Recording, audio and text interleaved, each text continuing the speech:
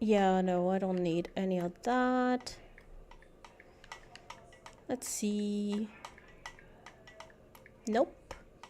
Oh, a snow. Who will I give a snow globe to? Oh, I think I know to whom. Pure iron. Yes, I think I need that pure iron. I have a lot of gifts I need to start giving. Okay. Great. Suspicious character. Greetings. Could I interest you in? Wait a minute. My lad said they saw you talking to the. You'll learn not to stick your nose where it don't belong. Let's wipe them out quickly. Oh, right. Where did they come from? Oh my god. Oh my god. There's an apostate there. There's an apostate there.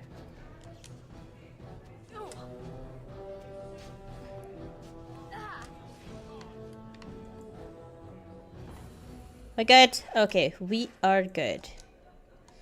Hired goods. Okay, what are you selling?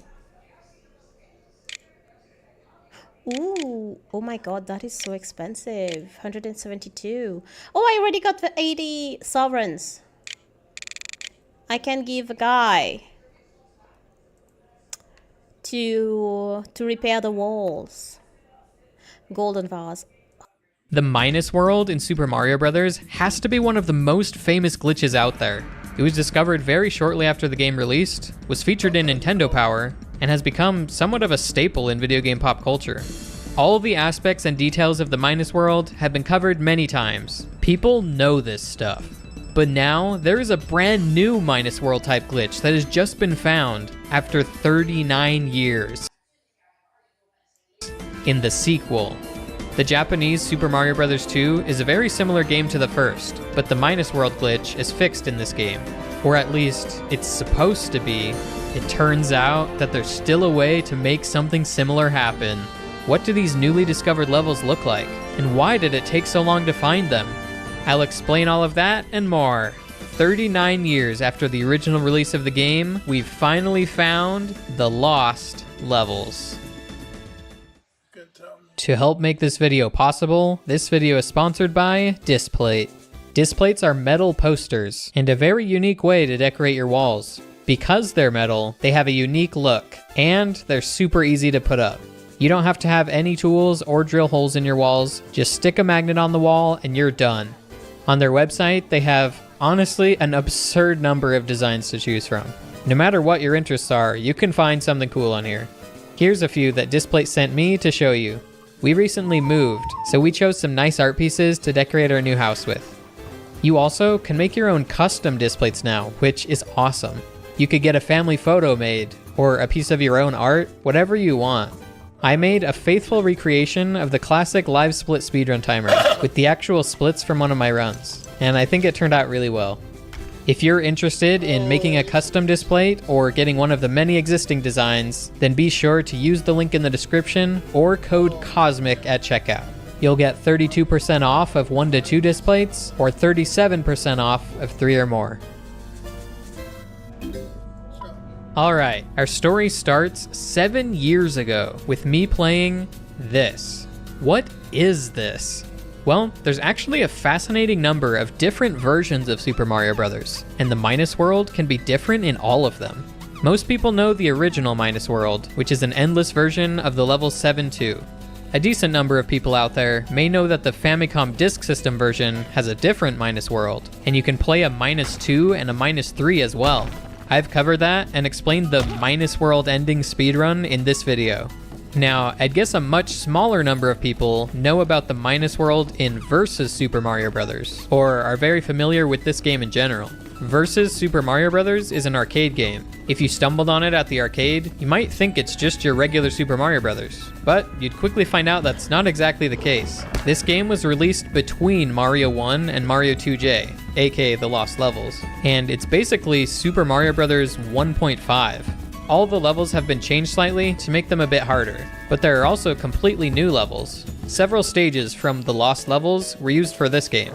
Or maybe it's the other way around, several levels made for this game ended up being used for Lost Levels? I'm not sure. But anyway, we can go to the Minus World again in this game. Oh, except they took out the blocks we'd normally use to clip through the wall. No worries, there are other ways to get there. Every time Mario bumps backwards into a wall, or jumps against the right edge of a block, he gets pushed farther towards the right side of the screen. We can do this a bunch and get him really far to the right side of the screen, and then drop down into the warp zone without it loading in all the way.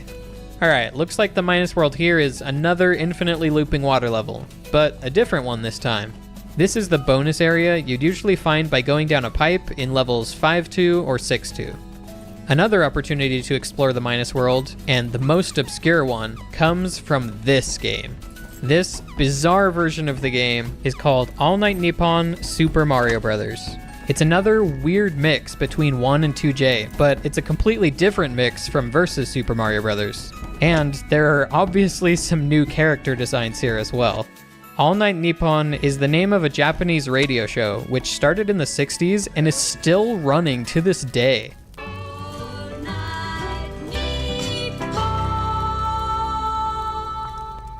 Over the years, the radio show did a few different collaborations with Nintendo, one of which was All Night Nippon Super Mario Bros.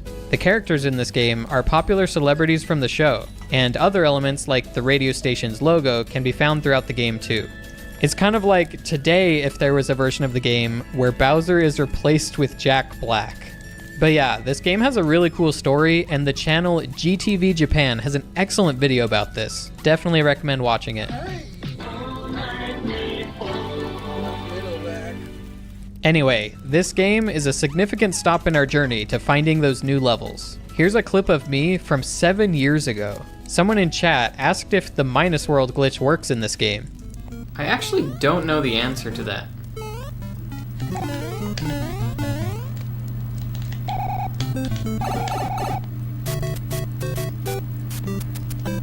Oh. All right. What about middle pipe?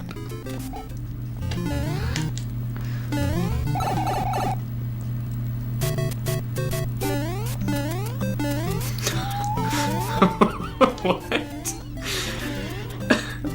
This is incredible. Do I go to 1-3? There's piranha plants because I'm past 1-2.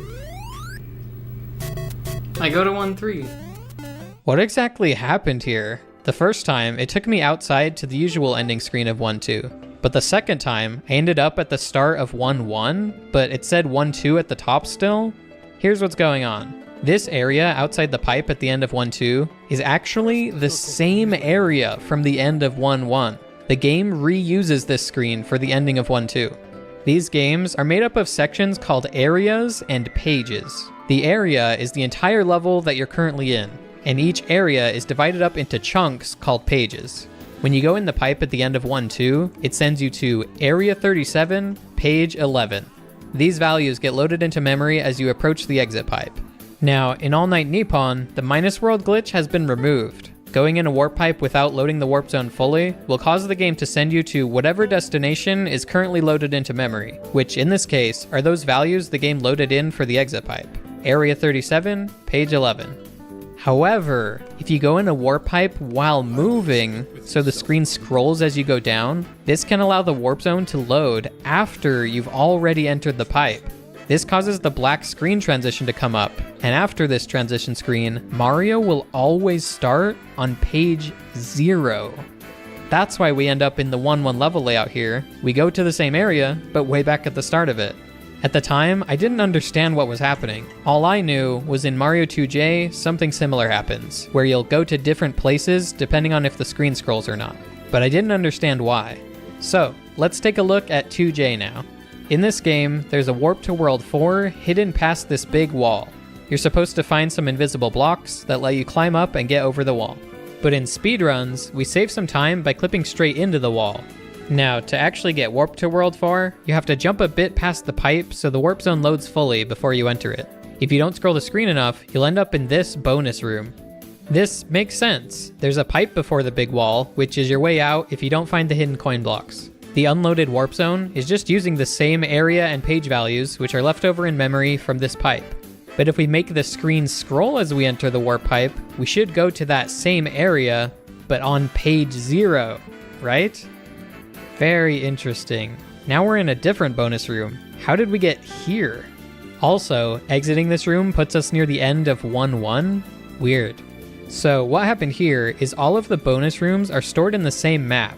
So instead of bringing us to this area on page 2, it brought us to this area on page 0. This is the bonus room we find in 1-1, so the pipe leads to the area it normally would when you use it in 1-1. Alright, that's a fun little glitch, but where do the brand new levels come in? All of that stuff I just explained will be very important to understand the rest of the video. So, here we go for real, guys. One day a couple months ago, it hit me. I had never really tried this on all the other warp zones in this game. Like, generally, most glitch warp zones won't lead to anything interesting. You just get sent back to the start of the warp zone. This is what happens with the above ground warp zone in 4.2 of the first game, and it's what happens in the above ground warp zone in 5.2 of this game. But there are a lot of warp zones in this game, and I definitely had not tried scrolling the screen while entering all of them.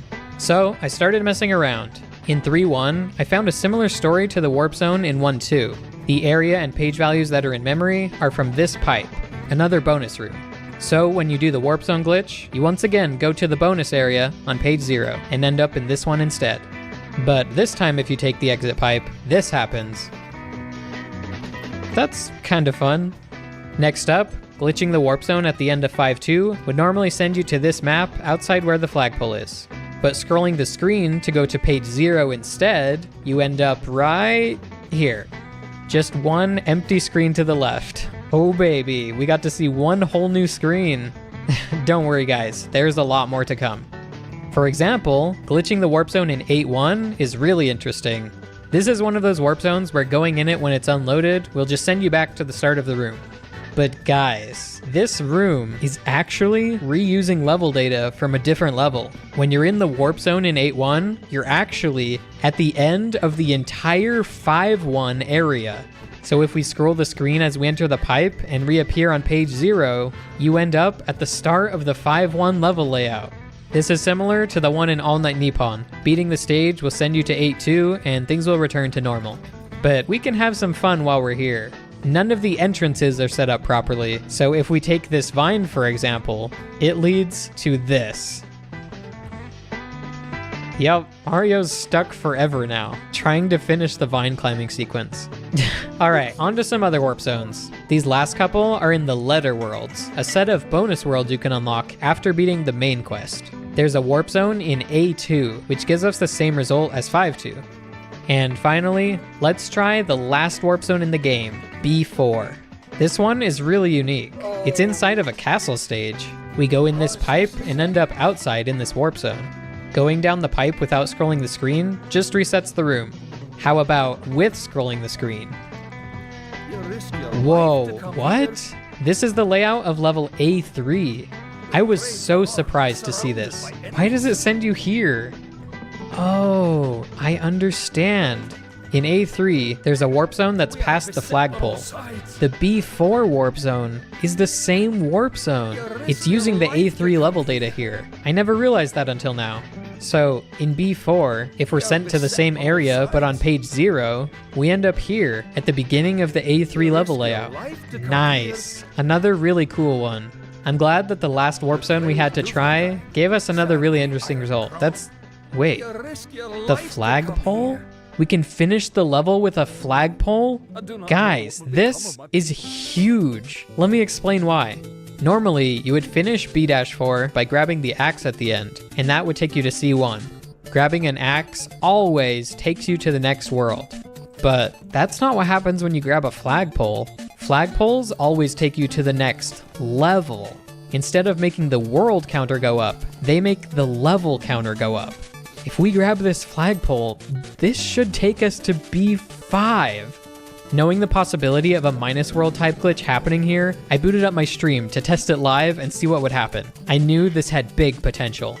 However, I also knew that the result could be disappointing. I don't know what's gonna happen. I waited to stream this to get my live reaction. There's a chance it just loads C-1 and it's super boring, like C-1 level layout. Is it a glitched world? It's what I feared. It's just the level layout of C-1, and we're gonna play up until B-8, then everything will go back to normal. I'll go to C-1 after beating it. As you saw, the result was disappointing. To understand what's going on, you can imagine a list of all the levels in the game in order. When you beat B4 and go to B5, the game basically just goes to the next entry in the list, finds C1, and that's what it loads in. And the same thing for B6, B7, and so on. Once we reach B8, we get the C4 level layout. This level ends by grabbing an axe, which always takes you to the next world, and yeah, our fun ends here, and we're taken to C1. Also, I later found out I wasn't even the first person to play these levels. Last year, Antimony posted a screenshot of him in level B7, but I never saw that post from him. And in the end, that's a good thing. Ultimately, this wasn't all for naught, because Simplistic was watching my stream. Simplistic is one of these legendary Mario scientists we have in the community that is constantly answering questions, working on new tools for us. You'll often see his name in the special thanks section of my videos. After watching the disappointing end to my glitch levels journey, Simplistic swooped in and saved the day. Less than 24 hours later, he sends me this screenshot. B9? How? This is a screenshot of the Super Mario All-Stars collection on the Super Nintendo. Using this version of the game, we can go beyond B8. And for the rest of the video, I'll explain and show you how. Here is the slightest glimpse into what's to come. Things are gonna get crazy. Hey, at this point, I just want to ask you to take a moment and check if you're subscribed. There's a chance I may have to stop making videos soon due to financial reasons, so if you enjoy what I do, subscribing is a very simple and free way to support the channel. Thanks. Alright, so on the All-Stars version, it's possible to reach B-9 and beyond, and explore brand new glitched levels. Knowing this, I set out to explore them all myself, live on stream, on my childhood cartridge, with no hacks or cheats. But there was one problem. Have you wondered yet, if there are brand new glitch levels to play, why haven't they been discovered before now? Well, I think there's a few reasons. Fewer people played Lost levels compared to the first game. This trick is deep into the game, like in bonus worlds, not even in the main worlds. To see the full extent of the glitch, it only works on the All-Stars version, and it gets a bit technical, as we'll see in a minute. But the main reason I'd say is that it's actually really hard. The way you do this glitch is by going in a warp pipe while not having scrolled the screen enough to load it fully, right? Most of the time that's pretty easy. You can clip into a wall to get to the right side of the screen, or you can spend the whole level bumping into objects to get pushed forward. But in some cases, like B4, you enter the warp zone from a pipe right before the staircase. There's no way to clip into the stairs here, and there's barely any room to do the bumps. It is possible, but it's very hard to do, and especially hard to do consistently. I personally tried it for a bit and didn't get super close, so I asked around to see if anyone else wanted to try, and Solirock stepped up to the plate. About an hour later, he came back with this.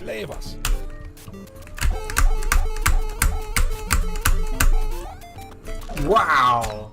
That is so far. Come on, get over there. Yes! Oh, yes! Let's go. It's awesome he did it. Genuinely impressive and a great demonstration that this glitch is feasible to pull off. However, I'm hoping to do this glitch just on command on stream and not spend hours trying to get it every time. So we'll need to get a little creative. Simplistic did it first by playing on the PAL version of this game. I've talked about the PAL version of Super Mario Bros. Before, but basically it's a version of the game that most of the world got outside of Japan and North America. Mario has different physics in this version, including faster acceleration, and it's a lot easier to get bumped far enough forward to do the glitch. I don't have a PAL console, and, well, I want to play on my own copy of the game anyway. So, to pull this off, I'm using a TAS replay device. This device acts like a controller and can feed inputs into the game, and do whatever you program it to, basically. Doing this doesn't modify the game in any way, it just gets Mario up the stairs properly, and then I keep playing from there.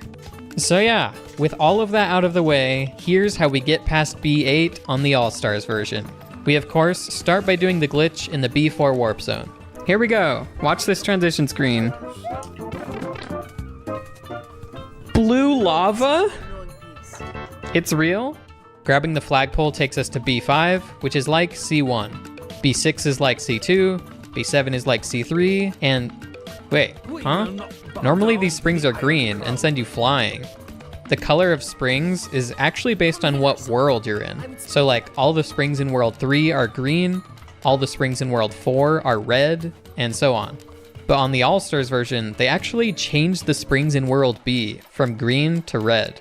Since we're still in world B with this glitch, we actually can't even beat B7. We actually got less far on this version. How does All-Stars help us get to B9? The main difference for us here that All-Stars introduces is the ability to save and quit. It'll always save the farthest level you've gotten to, plus levels 1 through 4 in all the previous worlds. So for example, if you play to C1 and save and quit, you have B1 through B4 unlocked. But if you've never been to World C and make it to B7 and save and quit, we get B7 on the menu. That's kind of fun, but again, it's not obvious how it's going to help us. We should boot this up and it'll just be the level with the red springs again. Whoa, it's definitely not. This is the B2 level layout. Okay, things from here are going to be hard to explain simply, but I will do my best. The long and the short of it is that the level order works differently when coming from the menu than when playing through the game normally. Obviously, the menu select works properly for all the normal levels, but the system breaks when you start selecting levels you weren't supposed to. I mentioned earlier how there's a list of all the levels in the game in order, and when you get to B5, it just adds one, goes to the next level in the list, and points to the same place in memory as C1. But the save menu works differently. It grabs the world value, says, okay, we're gonna go to world B. But then, to know which area to load in that world, it has a whole separate table that it uses. So in this case, when we go past B4 to the next entry in the list, what's there is the area value from C1. So rather than literally loading C1, it loads world B and the corresponding area value, which is area 0. So you get world B area 0, aka B1. Hope that makes sense. B6 goes to world B area 1, which is this cutscene that plays before entering the water level. And then B7 goes to world B area 2, which is the water level itself, no cutscene. So here we are, we're in B7, and this time there's no red springs of doom standing in our way. We can play through the level, reach the flagpole, and move on to B8. Naturally, this gives us the B3 level layout now, which is another level we can beat, and now we've made it to B9. Alright, but wait, B9 is the same as B4. Beating this level with the axe would just take us to World C. Alright, well, let's at least save our progress for now, and I want to check out the warp zone. Normally in B4, the warp zone sends us to World D, but what about the warp zone in B9? Huh, well, that's definitely new. Looks like it's the top left part of a coin, but with the wrong color palette. Let's see where it goes. Back to 1-1. Man, I thought the World 3 warp zone was punishing. So actually, this pipe should send us to World 164. But they actually put a failsafe in this version, which takes you to 1-1 instead if you're ever going to warp somewhere unusual. Man, they really did not want us to have a minus world type glitch in this game. Well, too bad. We're gonna make one happen anyway. Let's keep going, guys. Remember, the menu level select is out of sync with the levels in-game. We started on B2, and naturally, playing the game took us to the level data for B3 and B4. But now, if we select B9 from the menu, it grabs the area data from where D1 would normally fall in the list. So we get World B, Area 0, which is B1 again. I know we keep playing a lot of the same levels here, but just wait a little longer. Let's consider what will happen if we can get past D4 in this list. Soon, we'll find out. For now, we beat B9 and arrive in BA. Now we're not only in the letter worlds, but the letter levels. Continuing to beat levels lets us reach BB and BC. This is the B4 level layout again, so let's check out the warp zone. Okay, B-C. What do we got? Oh! Should we go to that waving flag tile warp zone? What do you think, guys? Based on the animation, I initially thought this was part of a flag, or maybe part of a bush, but this is actually an unused graphic in the game. The color palette is wrong, so it's hard to tell, but this is a piece of coral. It's interesting that it's animated. Our best guess is that maybe it was going to be used for a level transition screen. It's really cool that we got to see an unused tile with this glitch. Now, we've made a file up to BC. If we select BC from the menu, we find ourselves in B3. That's one more level we can beat. And finally, with BD unlocked, we've made it past all the built-in values. From here, the game is going to grab whatever random data comes next in memory to determine what area to load us into. This is the official start of hitting glitched values and getting glitched levels. Now, I do have to issue a flashing lights warning from this point onward. Okay, let's see what happens when we pick BD from the menu. Oh, very nice. That's a cool glitchy screen transition. And the level it puts us in is... oh, this is the C2 level layout. We've already seen this a bunch. Well, at least this level ends in a flagpole, so we should be able to keep going and unlock BE. We've found the lost levels, guys. Here we go. Whoa! The game said no. Huh. Well, I guess we weren't able to save before it crashed, so we didn't even unlock BE. Is this the end of the line? No, because remember, when we unlocked BD, we were in the B4 level layout. We can go to the warp zone there and do the warp zone glitch again. That gives us access to a flagpole, so we can go to the next level. And the game's going to take us to the C1, C2, and C3 level layouts again, which means we get to unlock BE, BF, and BG. Look at this, now we're getting somewhere. Even the tiles on the menu are messed up. Normally, this menu only needs to display 1 through 9 and A through D, so after that, we get glitch tiles. All right, let's see what BE is. Or rather, B triangle question mark. Whoa, Bowser. Oh, okay. This is just gonna reset. Good one, Mario. This level is jail is what it is. Okay, well, that was fun. Yeah, the laser beam looked crazy. Okay, what's next? B-F. BF turned out to just be B1 again, which isn't interesting on its own, but it's actually very exciting. Okay, so I think I can use this to unlock more levels. Like, currently we're on a B-1 through B-4 playthrough, right? And every time I beat a level, I'm gonna unlock a new level. And when I get to B-4, I think I should go ahead and try and do the glitch to like unlock an extra one or 2 or 3. Nice. Welcome to 0. Wait. Okay. Yeah. So we got C-1. We get to play to C3, save, and then we'll have everything from... Okay. So BL. This is the end of the line again. Red Spring. Save and quit. We have unlocked a bunch of new levels to go check out. Now on the menu, we have a bunch of levels that we haven't tried from the menu yet. Whoa, JJ. Oh, never mind, it's 5544332211. First up, BG was just the C1 level layout, but BH is the moment we've all been waiting for.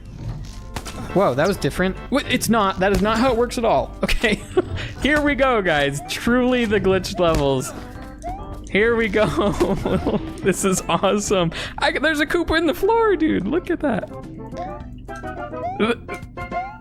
Oh, this is 9-1, right? Is that what I'm seeing? This is 9-1. Wait. Oh, this jump is gonna be hard. You can barely see because of like the foreground. Yeah, so this is like glitched, not underwater 9-1 level layout. I'm hoping I can make this jump. Maybe I can wall jump over the top or something. Okay, I got up top. I've never had to play this level not underwater, so this will be interesting. I can't see, dude. I killed it. Something. Okay, there's bloopers. Okay, don't die to the Koopas. Oh, he landed on me. I couldn't tell where he was gonna go. Really just need to dodge these Koopas. Okay, we made it. I wonder if this will soft lock or anything. What? I'm a giant. What am I? What is this? This is the most insane thing I would have never imagined. These are bloopers? And bullet bills? What am I playing, dude? The bitrate annihilator. Yeah, what can you guys even see? The bonsai bill is coming for me, dude. Can you guys even see what's happening? Okay, here's what we're gonna do. Some levels are going to be very hard to beat like this. I'm going to write them down and come back and play them later. Anything I can't do, it's just too hard, I'll come back to later. E, F, G, H, I. Huh? This is new. Another bitrate destroyer. This is different, dude. What is this right here? It's so weird. Oh, this is 7-1. I figured it out. It's 7-1. Because right here there's stairs at the start, and there's like these 2 red Koopas, and at the start those are 2 piranha plants going up and down. So I'll kick this red Koopa shell, and then I probably keep jumping super early. I'm gonna have to do this one also later with, so let's try J. Oh, we got the level background again. Is it 9-1 again? At this point, we started to see a pattern in the glitched levels. I picked B-J next, which was the glitchy 9-1 again. And when I beat it, I found myself in the same pixel soup level. I guess every time we see 9-1 and beat it, we'll end up here. Then BK was the same crazy glitched 7-1 from earlier, and BL was the glitchy 9-1 again. When I beat it, it'll lead to that same glitchy level again, but I can at least save to unlock BM. Whatever that level is, we're going to have to try and beat it if we want to go any farther. Okay, it's the 7-1 stage again. I'm gonna have to wade through this mess if we want to see what BN is. Okay, we need a good alignment here. Okay, now we want to get the power up, and then don't fall in the hole. Okay. Yes. Now don't fall in the other hole. During all of this, I was getting a lot of comments asking, how can you tell what's going on? Like, at all? Well, the only thing I could really see are the sprites, the things that move. But I will say, it was a lot easier to see the sprites on my TV than on the game capture. So to help my viewers follow along, I put screenshots of the levels up and explained what I was doing. So I'm running forward. I'm at the pipes right now. If you look closely, you'll see moving up and down. The piranha plants, they're moving up and down. I'm moving forward. I'm at the staircase now. Okay? And if you see moving back and forth, there's the red Koopa. So I'm gonna jump on him and kick the shell. Now I have to jump off of this ledge. Okay, I made it. I'm at the pipe. I'm at the first pipe right now. You see there's like moving stuff all over the screen. You'll see kind of in the middle, there's the piranha going up and down, and the bottom right, there's the Koopa going back and forth. Now I'm gonna jump into that mushroom. And now I'm over to the right. Oh, the mushroom went down the hole. You see that hole over to the right side? The mushroom just went down that hole, but I'm gonna keep going to right here. I'm at the block. I'm gonna jump onto the block and up. I'm up. I got shot by the bullet bill launcher. Okay. I need to get down. Oh. I got the star. I'm up and over. Now, I'm running here. I'm gonna try and kill the Hammer Bros, but you see this plant at the very edge of a pit. That tells me where the edge of the pit is, and I need to like kill everything and then jump the pit using that as a reference. I gotta kill the bros. Oh, there's the piranha. Right there. I cleared the gap. Now I'm here. I'm at this pipe where this piranha is.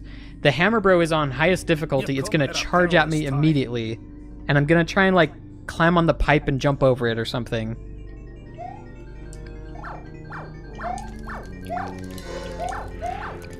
Okay. There's Buzzy Beetles I need to not die to. And bullet bills. I got hit by a bullet bill? No way, dude. You all saw that, right? Okay, I'm at the block. I need to get up on the launcher. I'm on the launcher. Oh! I beat it! I beat it, guys. I beat it! Okay. The game crashed. Well, I beat it, but we weren't able to unlock anything else. There is just one more potential way forward from here. I can play the alternate B-M by coming from BL. And if I beat this stage, maybe, hopefully it doesn't crash and we unlock more. At this point, I had to end my stream soon to go somewhere, and I just wanted to know what happens if you beat this level. So I used a bunch of save states and just plowed through it. We're really close to the end. Staircase and, oh, there's the Koopa. I went in the pipe. Wait, it just resets. Wait, I am outside? I did not expect that to work at all. Dude, we're doing it. Now I know what's going on. Now I know what's going on. Wait, if it doesn't crash, we unlock another level. Oh, dude, it like froze. It baited me so hard. I thought it was gonna work. I had hope for a second, but this one crashed too. So is this it? Is BM as far as we can get? Before the stream, I asked Simplistic to send me a message saying how far he was able to get, and I'd look at it later to see if I got the same result. Simplistic says he got to B-M. That's how far I got. So guys, we found all of the levels. But wait, we actually did not, because it turns out the Japanese version has different glitch levels than the English version I was just playing on. So I'm gonna be back tomorrow exploring whatever is on this cartridge. There's more to see. Simplistic has explored all of the English ones. I don't think anyone's explored all of these yet, so more to come, guys. Okay, here we go. Super. Okay, it's just C-2. Is this what happened yesterday? I can't remember what the first one from yesterday was. Okay. We already... Wait, it didn't crash. We're in a cutscene. Now it crashed. Wait, what? Here we go. We've already done D. Here goes B-E. Okay, another laser beam. Ooh, okay, here we go. This is what I'm talking about. This is 6-2, but it's not underwater. It has a really cool visual effect. But this is such a different level when it's not underwater. All of the platforms are coming out to be like perfectly spaced apart. Okay, this part is gonna be tough. What? I think I have to super jump up over the top. It's also very convenient that the cheap frenzy enemies have been replaced with bullet bills, because... Oh, we made it, let's go! Everyone knew what I was gonna say, right? I don't need to finish. I think I should go back. No, it's fine. I got scared I was gonna get stuck. Pipe works? Pipe does not work. Okay, well that was fun, and it's okay because we already have B-F unlocked. It's okay. Unfortunately, the rest of the levels were actually the same as on the English version. They did have different visuals, like this version of the glitchy 7-1 level looks just insane with the wind effect and everything. The crash screens were also different on this version. Whoa, epilepsy warning! But yeah, the rest of the levels played out the same way, up to BM, which was the end of the line. So for my last hoorah in these glitch levels, I wanted to beat the other ultra glitch level, but without save states this time. This stage is actually level B2, except it's not underwater, so we can't swim, which makes it very hard to navigate. Okay, let me walk you through what's happening in this level. I start, and then there's this staircase. I'm jumping up the staircase, okay? Now I'm running through the hallway. Now I'm stuck at this big tall coral. I jumped over it. Here's what's next. I run for a little bit. I don't die to this Koopa. And now I'm at this giant wall that I can't get over. See, this is the hardest part, is this giant wall that I have to get on top of, either with a super jump off of an enemy or with a wall jump or something. Okay, I got up. I'm gonna jump up over the top and run along the top. I fell down. Now this is the next huge hard part. I need to get to the other side of this pit, and then there's this falling platform you'll see moving down repeatedly. I need to be able to like squeeze between the wall and that up onto the platform and then up into the hallway. Can you screen wrap on the platform? Chris Blue, you are a genius. What? I need to do the TJP, dude. Everybody knows the TJP, right? Oh, what in the world? Oh! What is going on? Falling platform. Gotta jump onto this thing. I'm up top. I'm just gonna go till I see the... Wow, that thing's hard to see on this one, this fire bar. Okay, we're gonna do the big jump now. Go! There's a blooper, or a Koopa. Oh, it's the Koopa. I dodged it. I got in the pipe. Finally, dude, finally. Look at this screen. What a beauty. Get me to this flagpole. What, a whole castle top just came down. What happens? Probably nothing. Crazy crash. Whoa, why do I hear boss music? What? All right, well, we did it. It's sad that there weren't more different levels on this version, but at least I made a cool BM save file to keep as a souvenir. No, did it delete? It deleted my files! Dude, are you serious? Well, there you have it, guys. That's all the details of how to play these new levels that have secretly been accessible all this time. I hope you enjoyed, and if you want to watch more of my playthrough of this whole process, there's a link in the description to a video of that on my second channel. Thanks for watching!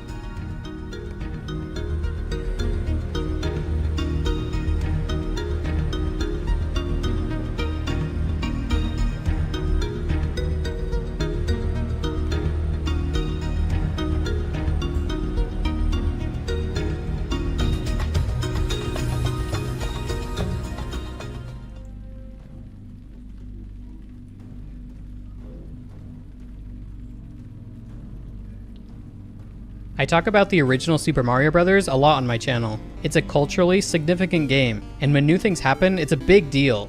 But there's another iconic game that came out before this one, the game where it all truly started, Donkey Kong. And something brand new has happened in that game. For years, there's been the same limit for how long you could play. A lot of these old arcade games had kill screens when you got really deep into them, and Donkey Kong's kill screen is one of the most famous ones. But Donkey Kong's kill screen is a lie. It's not the end of the game. After 44 years, someone finally found a way to get past it. And that someone is me. How did I do it? And just how high can you climb now? Stick around to find out. I'll break down how to beat the kill screen for you soon, but for this video to be possible, I first need to tell you about this video's sponsor, Displate. Displates are metal posters, which is cool for a few reasons. That gives them a unique look, nice and shiny and vibrant. They're sturdy and you don't really have to worry about tearing them or anything. And it means they can be mounted with magnets. So it's super easy to mount them in the first place. You don't need anything to hang them up besides what comes in the box. And once you do, you can easily switch them out whenever you want. They also have a new feature called Textra, which can give designs an extra layer of depth and look really cool. By far, the biggest perk of Displate, in my opinion, is the sheer variety of designs. Whatever you're into, there's something on the website that you'll like. Whether you're into gaming, or art and nature, or gaming. No, but seriously, they have an impressive number of options. If you're interested in trying Displate, click the link in the description and use code COSMIC at checkout. You'll get 25% off of one Displate, or 30% off if you order 2 or more. Alright, let's take a step back and explain some things about Donkey Kong. The first part of this video will be explaining details of how the game works and why the kill screen happens. This is all very important information to help you understand the rest of the video, so please don't skip it. And then, in part 2 of the video, I'll tell you the story of how Donkey Kong's kill screen was finally solved. As far as Donkey Kong goes, you're most likely familiar with this game in general. Jumpman climbs through various screens to rescue Pauline from Donkey Kong. There are several different versions of Donkey Kong though, so let's make sure we're all on the same page. Your exposure to this game may come from the NES version, or even through like Donkey Kong 64, but those are different from the arcade version. And in 1981, when the game came out in arcades, there were a few different versions even back then. The standard version that's used for competition is called US Set 1, and it goes like this. On level 1, you start with the barrel board. This is the iconic screen where you run up red girders and jump barrels. Once you beat it, you play the rivets screen, where you unplug 8 rivets to make DK fall down and rescue Pauline. After a short fanfare, level 2 begins. For the most part, it's more of the same on the first screen, but the next screen is new. This board is usually called springs or elevators. I'm sure you can guess why. Once you beat it, you play the rivet screen again, and you can clear level 2. Level 3 again starts with barrels, but afterward we get another new screen, the pie board. This is the 4th and final level type you can get in Donkey Kong. Ultimately, level 3 goes barrels, pies, springs, rivets. Level 4 goes barrels, pies, barrels again, springs, rivets. And finally, level 5 goes barrels, pies, barrels, springs, barrels for a 3rd time, and finally, rivets. Each level also gets progressively more difficult. Barrels will come down ladders more often, DK can throw them in some really crazy zigzag patterns, fireballs start to move faster, there's more fireballs on the pie board, the springs move faster and faster, and the bonus timer ticks down faster with each level. Once you get to level 5 though, that's the max difficulty setting. When you beat level 5, you will continue on to level 6, but everything remains the same. You play the same set of screens, and everything will behave the same way for the rest of the game. Or at least, it's supposed to. See, high-level players can play this game for a long time. They employ fascinating strategies on every screen, influencing where the barrels go so you can group them for more points, or just steer them out of the way, influencing which side of this oil can the fireballs jump out of, watching for a good sequence of springs so they can get past the insane barrage of springs on level 5, and trapping the firefoxes on the rivet stage so they're stuck and out of the way. Just to name a few strategies that they use. With these strategies and raw skill, they could essentially play forever, if the game would let them. To beat level 5, you have to clear 20 screens, and almost 100 screens later, on the first barrel stage of level 22, 117 boards into the game, you die. Jumpman, or as we know him today, Mario, he just died. He's out of juice at this point, I guess. You can play this level for something like 8 seconds, smash a couple barrels at best, and then he's toast. This is the kill screen. Why does this happen? Kill screens are a phenomenon in a number of old games. They were a lot more common back then because of the limited capacities of the older systems.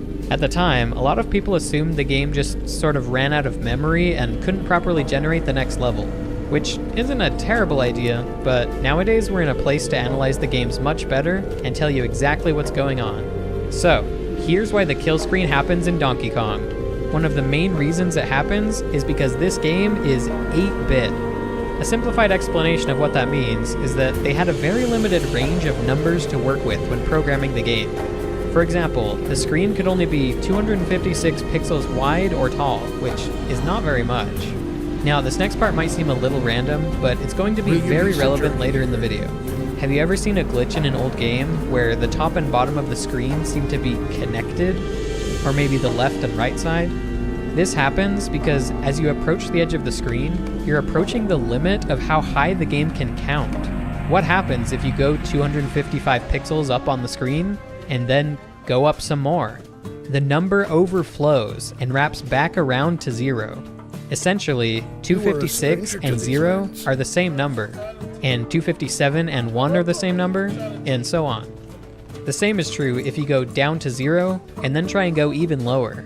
The number underflows and wraps around to 255. This phenomenon applies in a few ways in Donkey Kong, and it's directly responsible for the kill screen. See, in the top right corner of the screen is the bonus timer. As you run through each stage, it's steadily ticking down. This not only acts as a way to score points based on how much time is left, but it also gives you a limited amount of time to finish. The length of the bonus timer is determined by what level you're on. At level 1, it starts at 5,000. On level 2, it's 6,000. There are Level many 3, it's urgent 7,000. matters to And then discuss. finally on level 4, it's 8,000. And then it's 8,000 for the rest of the game. Until you reach level 22. And then it's 100? Or wait, 4,000? We suddenly die at 3,700? What? Here's what's going on. The formula to calculate the bonus timer is this. Level times 10 plus 40. Simple enough. This gives us how many times the timer can tick down. Every tick of the bonus timer is 100 points. So in game, you'll see the result multiplied by 100. For example, on level 1, it's 1 times 10 plus 40, so 50. 50 ticks of the bonus timer, You are a or in stranger other to words, these lands. 5,000.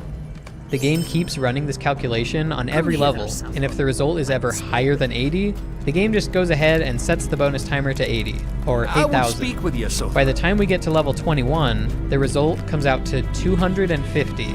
That's greater than 80, so it ends up getting set to 80, but we're getting great close to Duvardine 256. have allied So I themselves think you with can see where this is Khan'Dûn. going. On level 22, we do 22 times 10 is 220, I would plus speak with 40 yourself. is 260. Uh-oh. You know what that means. At 256, we overflow to 0.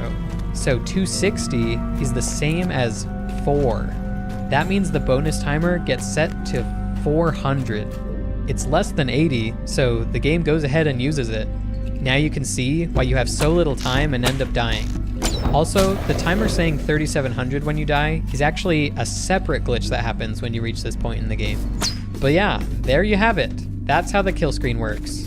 Now, let's talk about the story of the kill screen and how it was finally passed. The kill screen has been known about for decades, and the first reports of people reaching it are from very shortly after the game came out. A lot of the early history can't really be verified since there's no recorded evidence, but we do have a recorded kill screen as far back as 1999. The first kill screen we can actually watch back today is by Ben Jose Walbeam from September 1999. This run is actually crazy to me.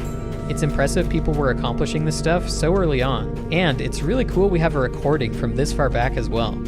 Anyway, that's been the story of Donkey Kong High Score for 40 some odd years. Players could play until level 22, and that was the end of the road.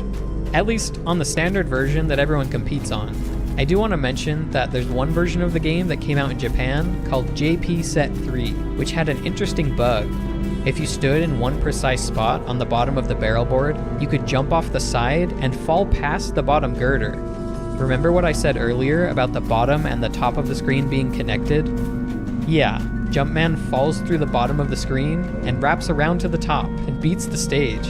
The game basically just waits for you to get high enough on the screen to determine whether you've reached Pauline or not. And with this glitch, Jumpman ends up plenty high on the screen for the game to consider it beaten. So yeah, on this version, you can make it over here and do this glitch within the time limit of the kill screen and beat it.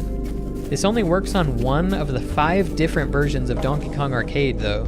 This version also has a different level order, and it's simply not the version of the game that people compete on. So, let's turn our attention back to the standard version of the game that's used for competition, and focus on what we're all here for, the famous level 22 kill screen of Donkey Kong, which, for over 40 years, there was absolutely no way, not even a theoretical way, to beat this stage.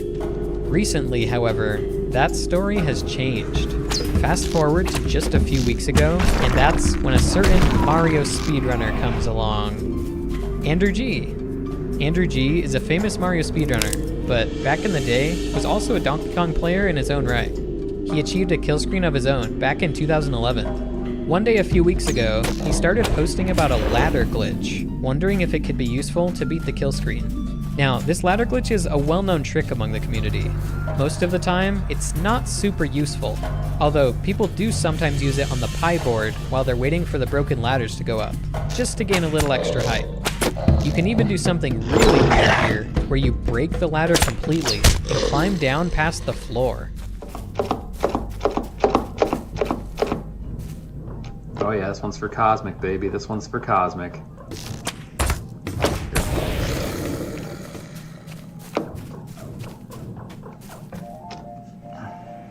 This is another instance of screen wrapping from the bottom to the top to beat the pie board. This can be useful if a lot of fireballs have climbed up to the top and they just won't get out of your way. Anyway, using this trick on the pie board is well known, but something that was a bit less well known is using it on the barrel board. No, you can't climb down through the floor with this glitch on the barrel board, but you can climb up, and up, and up, and up. Why doesn't he stop when you reach the next girder? Why can't you go down through the floor like on pies? How do you even do the ladder glitch in the first place? Here's how it works. To climb ladders in general, you need to hold up or down for 5 frames. But you can also hold one of the directions for 4 frames, and then switch directions for the 5th, and he'll still climb. Up isn't a valid direction when you've reached the top of a broken ladder, but down still is. So, you can push down for 4 frames, then let go and hold up. That will make him do a little nudge upwards. Rinse and repeat, and you can climb infinitely. The reason he doesn't end up getting off the ladder when you reach the next girder is that he can only get off ladders at valid coordinates. All of the normal ladders are deliberately programmed with valid coordinates to enter and exit the ladder. But the broken ladders, they didn't care if the top of them ended at an invalid coordinate. Actually, this ladder in the top right just so happens to line up with a valid coordinate to dismount the ladder, so he will climb off of that one like normal. But yeah, for the rest of them, Mario isn't at a valid coordinate when he reaches the top, so he just keeps going.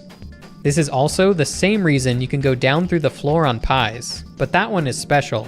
Because this ladder moves, you can do the broken ladder glitch while it's moving and end up at an invalid coordinate. Now when you climb downward, he won't be at a valid coordinate to get off the ladder, so he doesn't. Anyway, back to the kill screen. Andrew G brings up the idea of using this ladder glitch to finish the kill screen in time before you die. This prompts someone in the chat to retrieve a video from 2016, a tool-assisted speedrun by Zelnia, which uses this glitch to complete level 1 quickly. Interesting, but could you actually make it up in time? Well, this is where I come in. Hello, hi, I'm Cosmic. I'm a world-class Super Mario Bros. Player, but I'm just an okay Donkey Kong player. I do have a kill screen of my own, and I think I made the most rapid progress in Donkey Kong history when I got it, but other than that, I'm really nothing special in the Donkey Kong world. But yeah, I see this conversation happening about using the broken ladder to beat the kill screen, and that's when I say, no. No way. The kill screen is way too short. There is no way this makes it up. But just to be sure, I'm gonna go try it for myself. So, I booted up Donkey Kong in an emulator, and then played an input file of my high score run. This is a way to play back a run you've previously recorded, and it was an easy way to fast forward to the kill screen so I could test it out. Once there, I ran to the ladder, climbed to the top, and then used frame advance so I could do the ladder glitch over and over at perfect speed and see if it was possible to reach the top. I got around halfway up the screen, and I was sure Mario was about to die at any moment. Surely. Any second now. What is happening? As he started getting near the top, my heart rate started picking up. This is insane. There's no way. What? I could not believe it. How has no one tried this before? The potential for this has just been lying dormant this whole time? Okay, I bet the longtime DK players all know about this, and I'm actually just out of the loop. Right? Wrong. This is new. I was now playing a level in this game that no one had ever played before. Can you beat this one too? You do have a short timer on this stage as well, and you need some luck with the fireballs staying out of your way, but you can make it to the top without too much trouble. This is crazy, but let's keep going. We know another barrel board is after pies, and we should be able to do the ladder glitch to beat this one too. I went to work, making my way up, and I died. Huh, that's weird, but I think I know why. See, the bonus timer on barrel stages actually isn't a timer at all. It's actually Donkey Kong's barrel supply. Each time he throws a barrel, the bonus timer ticks down. Once he runs out of barrels to throw, you have just a few seconds, and then you'll die. Donkey Kong doesn't always roll barrels at the same rate though. Sometimes he'll pause for a little bit in between. I'm assuming that the time I made it up, he must have paused in between barrels, and that gave me some extra time to reach the top. So, I just tried my hand at this stage a few more times, hoping he would take longer to send all the barrels out, and before long, I made it to the top again. Oh. This is it. Go. go! We made it. This should be the true kill screen. 22-4, springs on level 22. We shouldn't have time to beat this stage. He'll rip off like 4 springs and we should die. Oh, the springs actually take a lot longer to come out than I thought. You can get farther than I expected. Wait, no way you can make this. You can beat it? I did not expect this. Dude, we can go farther. I really thought this stage was going to be impossible to finish.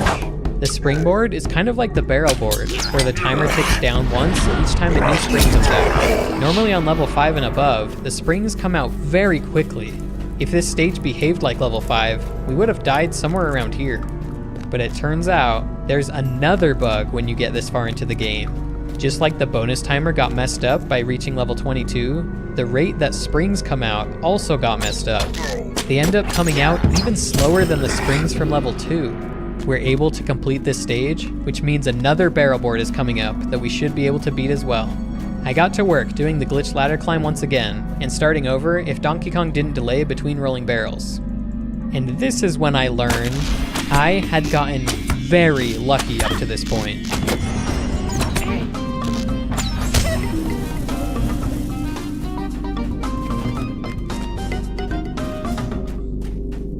I spent the next several hours trying to get to the top. We're so close. The next screen should definitely be the true kill screen. There's no way we'll finish rivets in time. But I couldn't do it. No matter what I tried, DK was not delaying the barrels long enough. The other times I made it up, I noticed something really interesting. Basically, to know if I was going to make it up, I would watch for when this last barrel disappeared. If it disappeared right after he rolled the previous barrel, that means he didn't delay at all. Sometimes the rolling barrel would make it over to this ladder before the stack disappeared, so that was a pretty good delay. But still not enough. The times I made it up, the barrel suddenly made it way farther before the stack disappeared. Like, down the entire ladder. It seemed like you had to get super lucky, and then suddenly you would delay way longer than normal. What was going on? It was time to get to the bottom of this. Huge shout out to Sockmaster, who this video would not have been possible without. Among other things, he helped me with code analysis, as well as my friend 3Creepio. We tore through the game's code, trying to figure this out.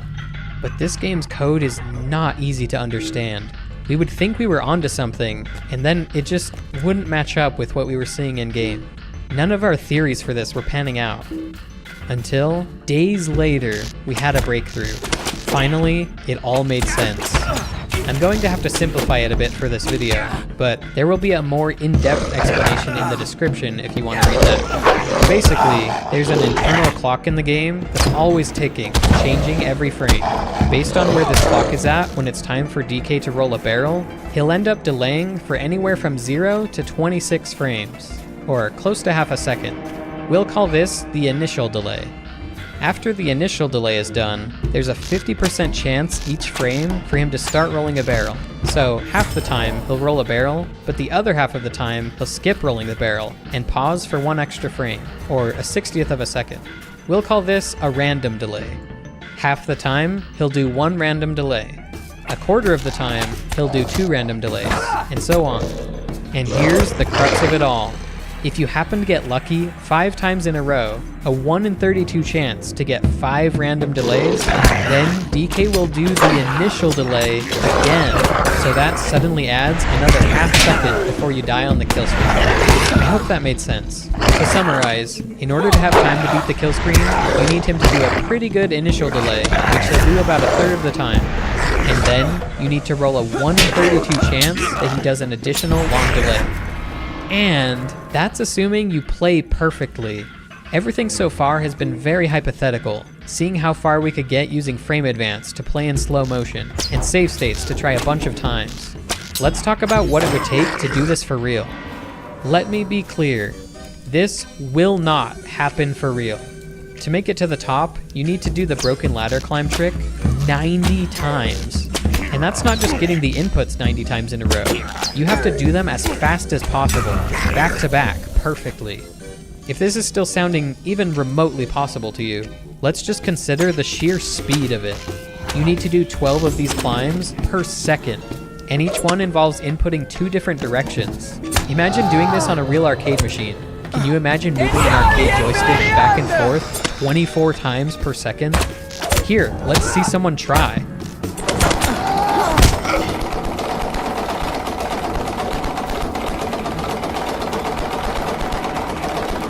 This is, well, first of all, really hilarious to listen to. But also, he actually made it very far. This is a great effort. And in the end, it's not even close. To make it up, the joystick movement would have to look something like this. Just stupid looking. And this is on top of needing to get extremely lucky to have a chance of even making it up. It's just not happening. There is one method that has slightly more potential. On the Nintendo Switch version, you can push up and down simultaneously. You could hold down and then mash the up button 12 times a second. And if you held that perfectly for several seconds straight, you could maybe make it up. I tried it out for a bit, and here's one of my best attempts at doing that. While it's working, it looks pretty insane, but it falls apart too easily. Plus, you'd still have to move to the ladder perfectly and start doing the inputs as soon as possible when you reach the top of the ladder. In addition to the kill screen timer, if you aren't absolutely perfect, you will die to this barrel on your way up. I know people have done some pretty insane gaming achievements, but I think this one requires you to be too perfect. Or does it? Some of you may have wondered, could you get Donkey Kong to delay even longer? The answer is yes, but the odds shoot up very quickly. One delay is a 1 in 32 chance, as we discussed. Getting just one more long delay, we're already at over 1 in 1,000 odds. And then 1 in 32,000 for the next one, and so on. So yes, if you get impossibly lucky, you could actually just run up the board normally. It would be the easiest level of all time, since Donkey Kong wouldn't be rolling any barrels to get in your way. By my calculations, you'd need him to do 19 long delays in a row, and then you could easily make it up. The odds are 1 in 40 octillion. Good luck! Alright, anyway, back to my quest to make it as far as possible and reach the true kill screen. With a better understanding of how Donkey Kong's delays work, I went back at it trying to get a good initial delay, and then the 1 in 32 chance of making it up. This, I think, makes it. This is it, guys. This is it. Get up there, get up there, get up there. Oh, baby. Let's go. 22F6, how high can you get? Higher than anyone else ever has before, dude. Here we go. Definitely not beating this stage. The fireballs are immediately right in the way. But I'll just play and see what happens. I'm gonna die in like 3 seconds from now. There you go. The true kill screen. We made it. This is the first time anyone's gotten to the actual kill screen ever. I think everything feels fast because I've been playing in slow motion for like 7 hours today. Guys, we made it. We did it. Yes. Woo! It is done. The rivet stage on level 22 is as far as you can go. At best, you can get 6 of the 8 rivets. The true kill screen has been reached after 44 years. There you have it. That's how to beat the kill screen and make it to the true kill screen 5 screens later. With how iconic this game is, it's kind of shocking that this wasn't figured out earlier. Well, I found out later that someone did actually try and got very close, way back in 2013. In mid-2013, this thread was created called Hope for Passing the Kill Screen. Here, they discussed the ladder glitch and whether you could make it to the top. Near the end of the thread, JC, or Jeff Harris, posted this video.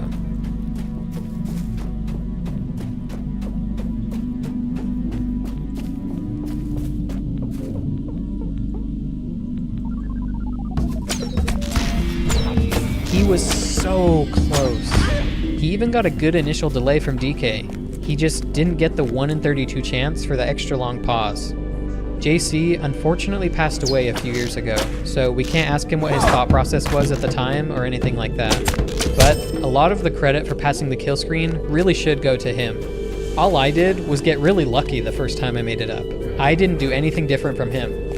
I never met or interacted with JC, but I know he was a legend and did so much for the community, and it's only right that he gets credit for getting so close all those years ago.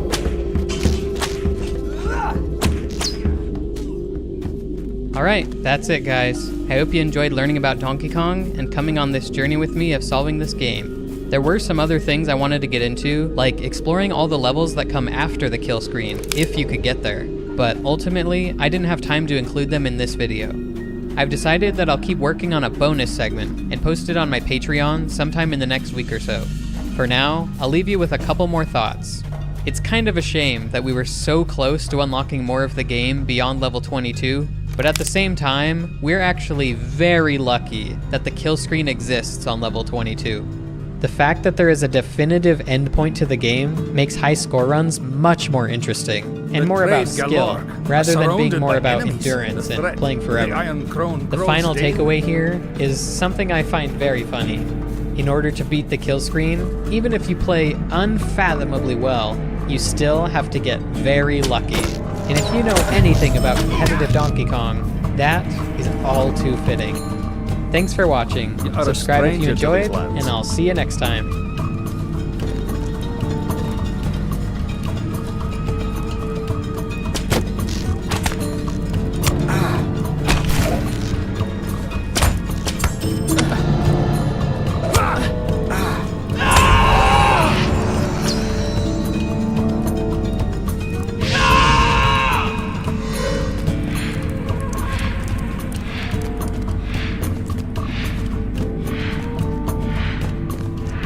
It happened again. The original Super Mario Bros. Has been beaten faster than ever before. How does it keep happening? Isn't this like the most optimized speedrun record? Well, it may be very optimized, but even now, it's not perfect. Yet. I'll explain how the record is broken and how it will be broken again. I'm here to be your guide to the future of Super Mario Bros. Speedruns. Before we break down the run, this video is sponsored by Factor. Factor delivers a box of meals to your door, and they've got 3 things going for them. Number 1, they're fast. The main reason to try them out, in my opinion, is they're very convenient. They're all ready to go, stick them in the microwave or oven, done. Number 2, variety. It's a good way to get a wider variety of foods and flavors in your day. I like to look for the ones labeled global flavors and try some new things. But also, I always get the salmon. I fill like half the box with it. It's really good. And number 3, it tastes good. Factor meals are chef crafted, and I'll vouch that everyone I've had has been well seasoned with good flavors. If you want to try it out, you can get 50% off and free shipping on your first Factor box using my link. Click the link in the description, or just scan the QR code on screen with your phone. Alright, I'm here to explain why someone would react like this. Just because they beat a video game 0.7 seconds faster. Speedrunning is a science and an art. You have to solve the puzzle of what the perfect run is, and then develop the skill and ability to actually perform it. Super Mario Bros. Is one of the most developed games on both fronts. It's one of the closest games to perfection in terms of both strategy and execution. Sometimes the streams get a little crossed though, and people get the wrong idea. For various reasons, people are often under the impression that this game has been perfected, that there's no more time to save.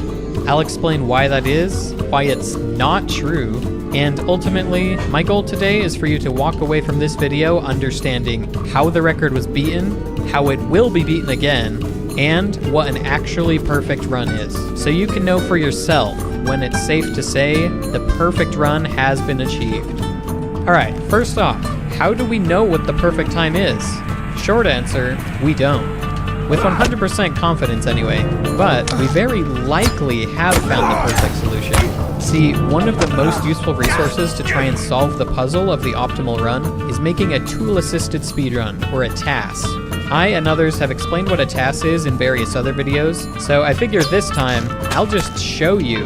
Okay, so this is the actual process of making a TAS. We're going to start recording our inputs, and then whatever we do, jump around in 1-1, stomp a Goomba, whatever, it recorded all of our inputs and we can play them back.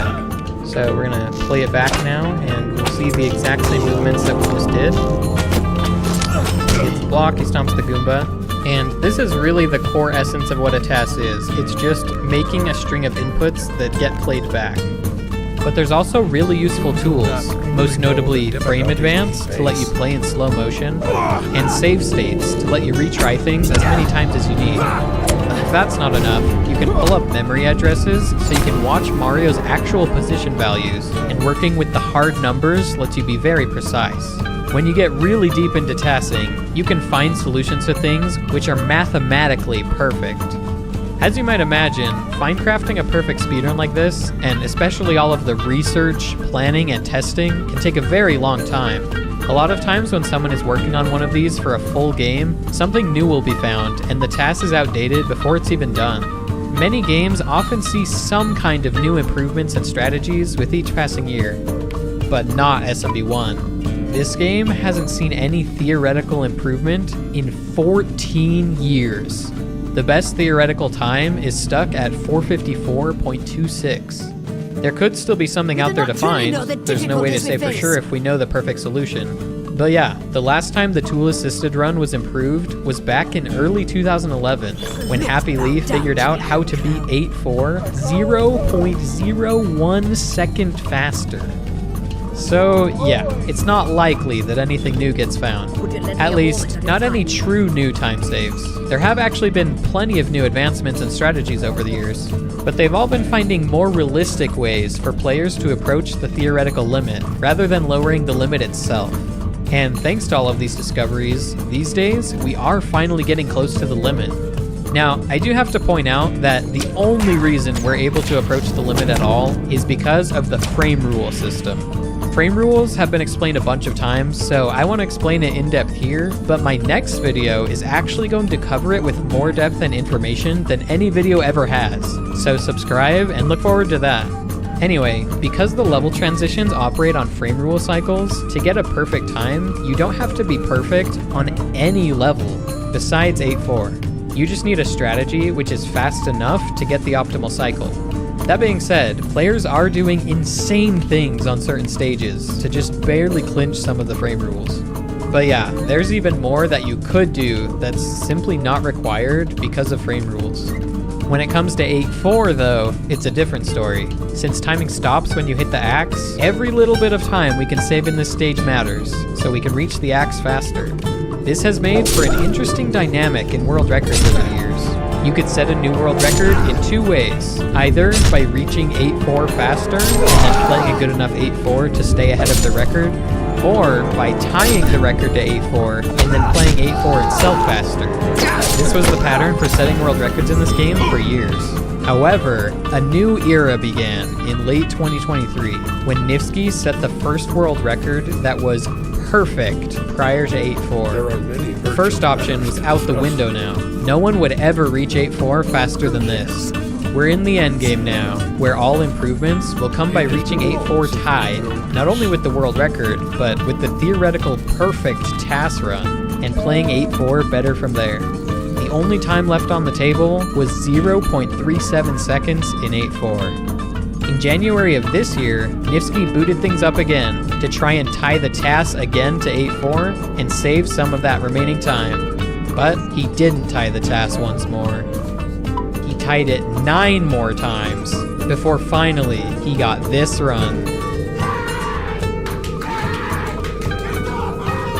There you have it, Super Mario Bros. In 454.56. I've made videos about Nifsky in the past, and his very impressive ability to achieve insane world records super fast. His last record in this category took him just a few days, and he closed it out on the first attempt that made it to 8.4. But this time, he got it on his 9th run to 8.4. Seems like this grind was actually hard for him. It took him a whole 2 weeks. Ooh, rough patch for Nifsky. Anyway, speaking of previous videos, here's a chart I made in the past showing how many attempts it took to achieve various world records in this game. Now, there's several missing that I don't have data for, and these numbers don't always tell the full story, but they're fun to look at. Let's go ahead and add in Nifsky's new record now. you can see it did take him longer than his previous few records. But in the grand scheme of things, he still got it really fast. It's funny that this length of a grind is significant for Nifsky. Now, it did take him 9 times to 8-4, but in a way, that's actually good, because 9 times in 1,400 attempts is about 155 attempts on average to make it there. For his previous record, it took close to 400 to get there, so he was getting there pretty often. At one point, he even got to 8-4 twice in one day, an hour apart. The reason I bring this up is because that's a great sign for the future of this category.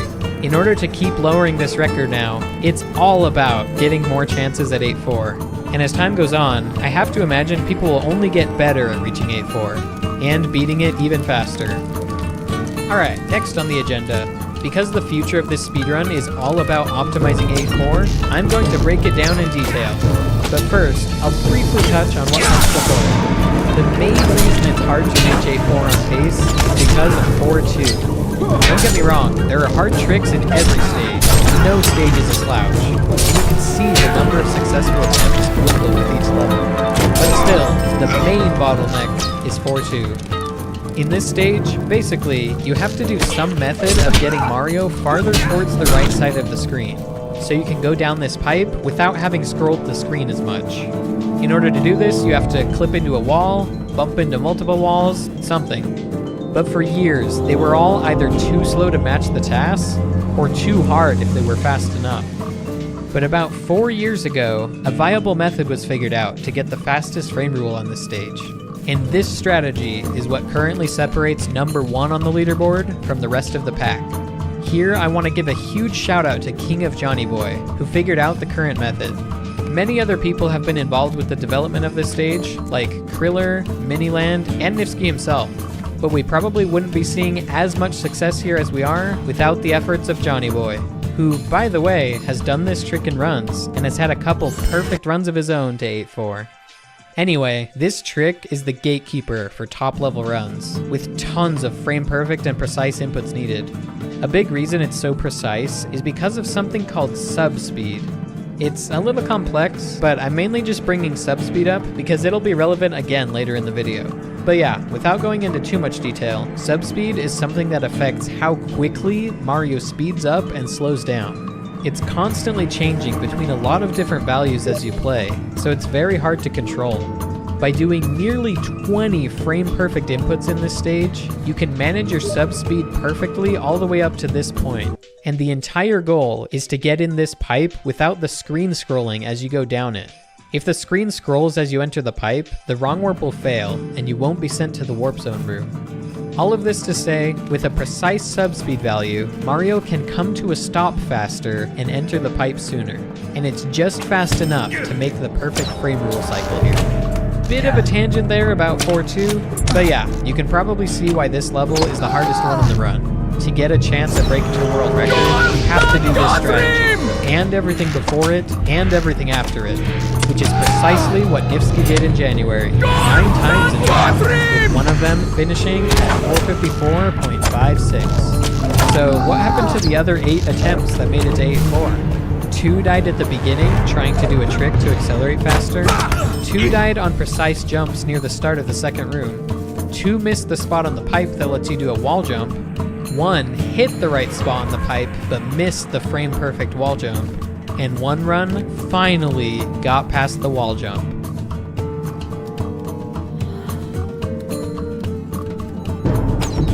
Wait, what happened here? Why did he pause? What even went wrong?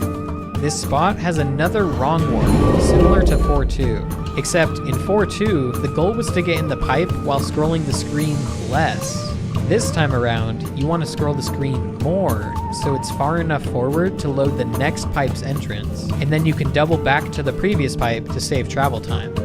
Remember how in 4-2 he wanted a really precise subspeed value so he could come to a stop faster? Yeah. In this run, Nifsky pushed left to slow down at what would normally be perfect timing to scroll the screen just far enough for the wrong warp to work. But by pure accident, he happened to have a precise subspeed, which makes Mario stop faster. He came up 1 pixel short. If the screen scrolled 1 pixel farther, the wrong warp would have worked, and Nifsky would have continued to the water section on 454.53 pace.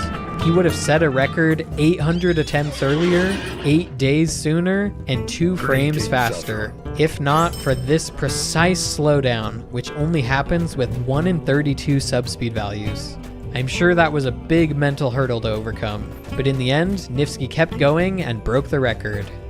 Okay, at this point, we know he beat the world record by playing 8-4 faster, but let's now look at it a little more in depth. Where specifically did he save time? How good is his 8-4 now? And where can it be improved further? What is needed for a perfect 8-4? Stay a moment. Let's break it down. First, a brief overview of 8-4. You have the first room where you start on some stairs, and then you just run to the right for a while and eventually go in a pipe. Not much challenge here. Next, the wall jump room. This room starts off with a frame-perfect jump to avoid slamming into this pipe, and ends with a frame-perfect jump to climb this pipe faster. After that, we have what we call the turnaround room, where you go past this pipe to make the wrong warp possible, and then turn around and go back to the earlier pipe. Assuming you get the wrong warp, you'll then be in the water section. I'm not going to be talking about this room pretty much at all, because yeah, it can be tricky at times, but as far as optimizing this level, this is by far the easiest room. Top level runners usually don't lose any time here at all. And finally, we have the very last room, where we meet Bowser and grab the axe to finish off the run.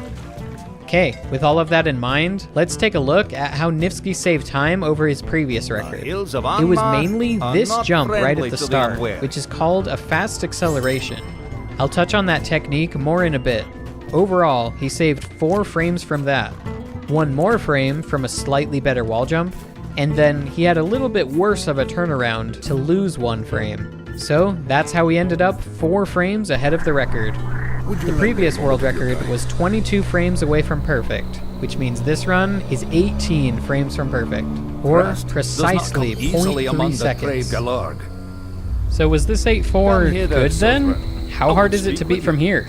This is the world record, so you'd probably expect the 8-4 to be amazing. If you went back 5 years, this would be a fantastic 8-4 to have in a world record run. But these days? Well, I'll show you. There's a leaderboard for speedrunning just 8-4. Up at the top are the only 2 people who have ever done a perfect 8-4, Lakuki and Nifsky. Now, if you were to submit the 8-4 from Nifsky's any % world record run to this leaderboard, it would rank right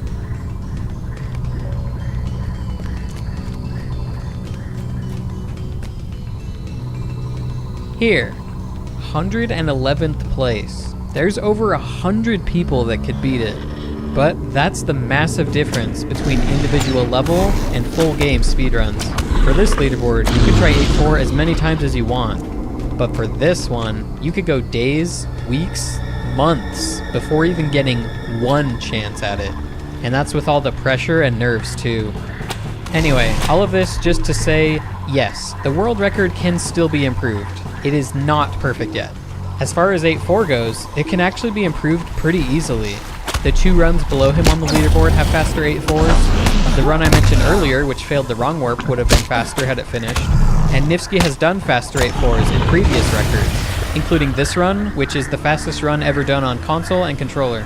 Just thought I'd slide that one in for all the people who say it doesn't count because it's on keyboard. Anyway, the issue is just getting to 8-4, as I've mentioned several times. To really demonstrate what's possible in the near future, here's something crazy for you. Nifsky will sometimes do practice runs from 4-2 to the end. This is a pretty common way to practice speedruns in general, practicing just the back half, or maybe some specific segment of the run. It makes everything feel more like a real run, and in this case, it can help Nifsky practice playing 8-4 with some sort of real simulated pressure. And it helps build confidence too. Once you've nailed 4-2 to the end in practice, you know you can definitely do it in a full game run once you get there. Anyway, I bring this up because Nifsky has done a faster run than the current world record when playing from 4-2 to the end. In fact, he's done the equivalent of a 454.48 from 4-2. Twice. In a row. This video is actually crazy. He starts from a save state at the beginning of 4-2, and from there plays 5 frames faster than the current record. Then he loads the save state and does it again. I think it's safe to say that 454.4 is definitely happening in the future.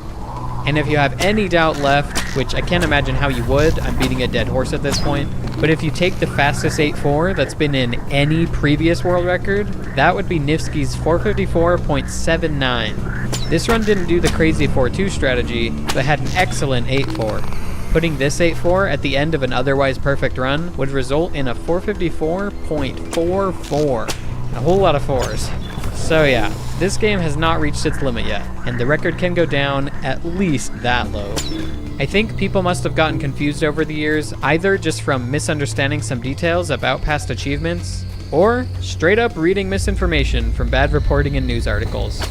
Anyway, all of that being said, I think the next main question to answer now is, what exactly makes a good, or even a perfect 8.4? What's setting all of these different 8.4 times apart?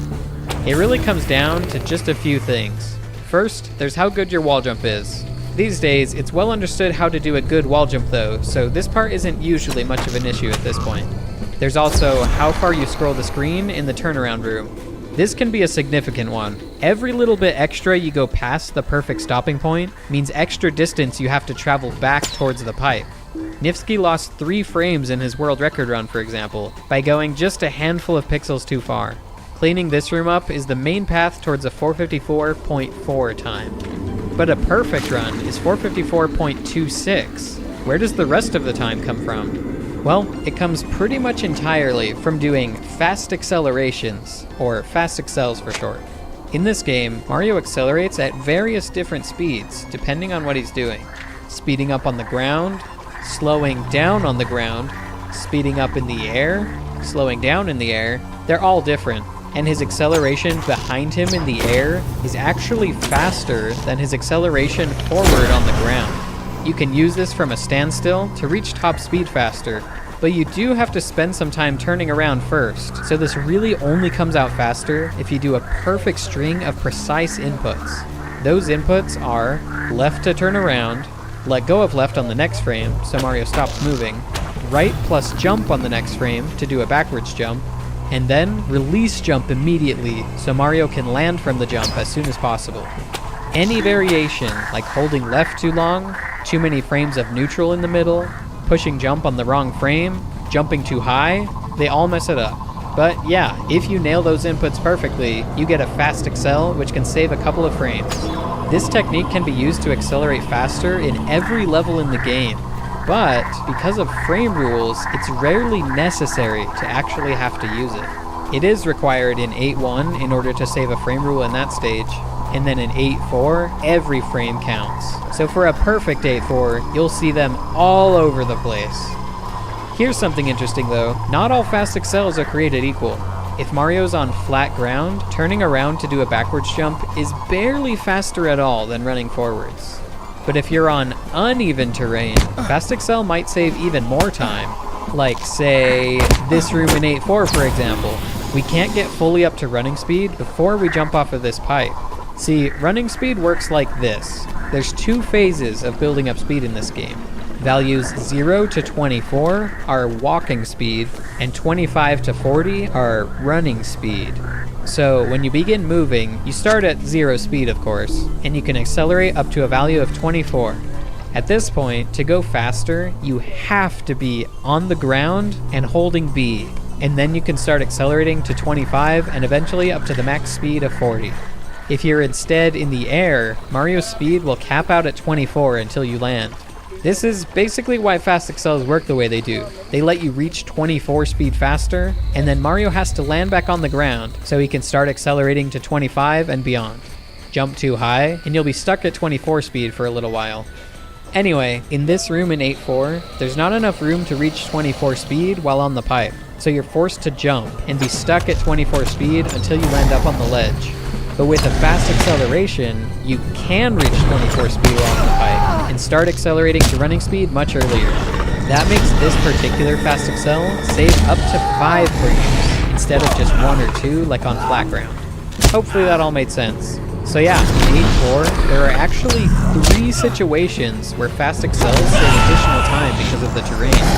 There's the stairs at the beginning, the ledge we just talked about, and then accelerating back towards this pipe. The perfect spot to stop for the wrong warp glitch to work is right here. Normally, there wouldn't be enough room to get up to running speed before jumping up onto the pipe. But another fast acceleration here lets you get to running speed before you jump and save another 5 frames, which, for clarity, is close to 0.1 second. Whew! Now that you're caught up to speed on a lot of what goes into a fast 8.4, let's take a look through Nifsky's world record run again. He does 2 of the 3 hard-hitting fast accels, the one at the start of the level, and the one up this ledge in the 3rd room. Neither of them were quite perfect, but they did save 4 frames each. As mentioned earlier, he went a bit far on the turnaround, and he didn't go for the fast accel on the way back to the pipe. This spot is at the very top of the list for the next thing that will be added to the run. In Nifsky's former record of 454.79, he not only did the 3 big fast accels, but he even did one at the start of room 2, just to save a single extra frame. Executing all of these strategies flawlessly could bring the record down to the 454.3 range. 454.3 would be a huge moment for this game, just a 1/10 of a second left to go. It'll be tough, but it's definitely feasible. However, as tough as that would be, there would be another huge difficulty spike from there. The current era we're in is just trying to get a really solid 8.4 at the end of a perfect pace run. Getting down to a 0.3 is really just trying to add the kind of peak 8.4 that's already been done in some runs. But once that happens, this is where the next era begins. The era of double fast accels. Earlier, I explained that fast accel helps you reach 24 speed earlier, and then you land on the ground and can continue accelerating to 25 and beyond. Doing a backwards jump saves time in the first phase of speeding up. But what about the second phase? If you do another backwards jump, that can actually get you up to 40 speed faster and save 1 additional frame. Now, a regular fast accel already has some tight inputs, but this second jump is even harder. At the perfect moment, you need to switch from holding right to holding left immediately on the next frame. And then you need to go back to holding right immediately after. And you need to jump with frame perfect timing too. Again, because every frame counts in 8.4, to have a perfect stage, you'll have to do this at every opportunity. One minor saving grace is that in 8.4, you can often do a special version of this trick. Since you start each room coming out of a pipe, you can actually just turn Mario around as he falls off of the pipe, and that works just fine too. You still have the incredibly hard D-pad inputs, but you can cut out the jump at least. This is called a falling fast accel. To get a 454.2, you'll have to do 2 of these, plus a full-on double fast accel to jump past this ledge, since you can't do a falling fast accel for that situation. Doing all of that and everything else in this stage perfectly brings us to 454.29, 2 frames away from perfect. And somehow, some way, it gets even harder from here. The last 2 frames are absolute monsters. The first one is in the turnaround room. Basically, everything just has to be perfect. It's kind of like 4.2, where you need perfect inputs throughout to guarantee you get perfect positioning and subspeed and all that. You need to do all your inputs on the perfect frames, and manage your subspeed so you don't slow down at all when doing these turnaround jumps, and you do slow down as fast as possible when coming to a stop. Optimizing all the little details in this room allows for 1 more frame to be squeezed out. At that point, the record would be 454.28. Just 1 frame left. Let's now talk about what you'd have to do to get those final 16 milliseconds. In the very first room of 8.4, you start on these stairs. These stairs are a nice bit of terrain because they allow a regular fast accel to save up to 5 frames. Great! But these stairs are a huge pain if you want to save 6. See, Mario lands too close to the edge of this step. There's not enough space for him to land and then turn around to do a falling fast accel. He just barely glances the edge of the step. So, we have to make some more space. Instead of the usual fast accel inputs, which are left, nothing, right plus A, you have to do left and then immediately right plus A. This is actually a worse way to fast excel, but we need less distance in this case. Alright, that's step 1. Now, we're going to need to manage Mario's subspeed. It's always the subspeed, man. If we just continued like this, when we go to push left to fall off the step, Mario's gonna slow down too much. So to fix that, we have to release right for 1 frame. But here's what that means. The full combo of inputs looks like this. Release right for 1 frame, repress it, press left the next frame to turn around, and then hold right the next frame to get up to speed. This is an insane set of inputs. Let me play them at 50% speed for you a few times. And now 100% speed. These inputs are so fast that runners pretty much have to do this technique where you hold one side of the D-pad and flip the other side to get alternate directions in very quick succession. Alright, to recap it all, for a perfect 8-4, you need a perfect fast excel with insane inputs on the stairs to save an extra frame, a perfect fast excel and falling fast excel, and a perfect wall jump. A perfect double fast excel, and manage Mario's position and speed perfectly through this room, so you can stop perfectly and then perfectly fast excel your way back towards the pipe. Some brilliant swimming, a perfect fast excel and falling fast excel in the last room, and then please, whoever the first person is to do all of this in a run, don't choke getting past Bowser and grabbing the axe. And that's all! That's it.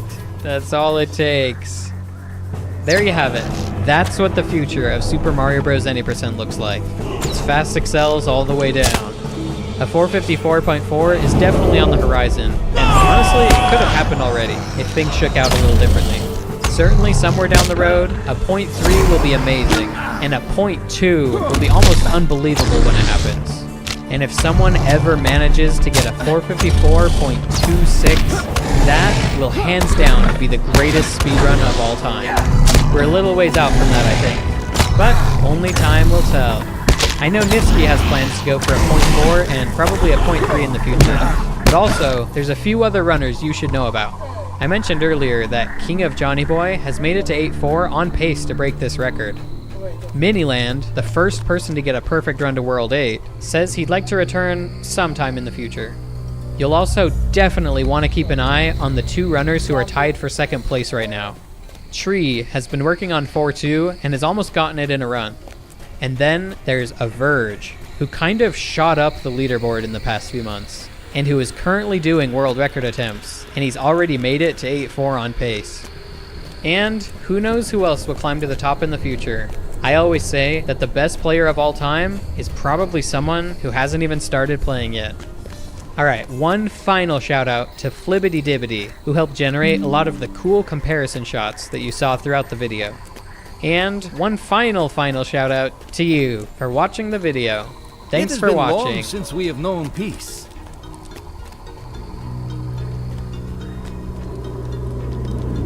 Stan, hear me out! I would speak with you, Sovereign.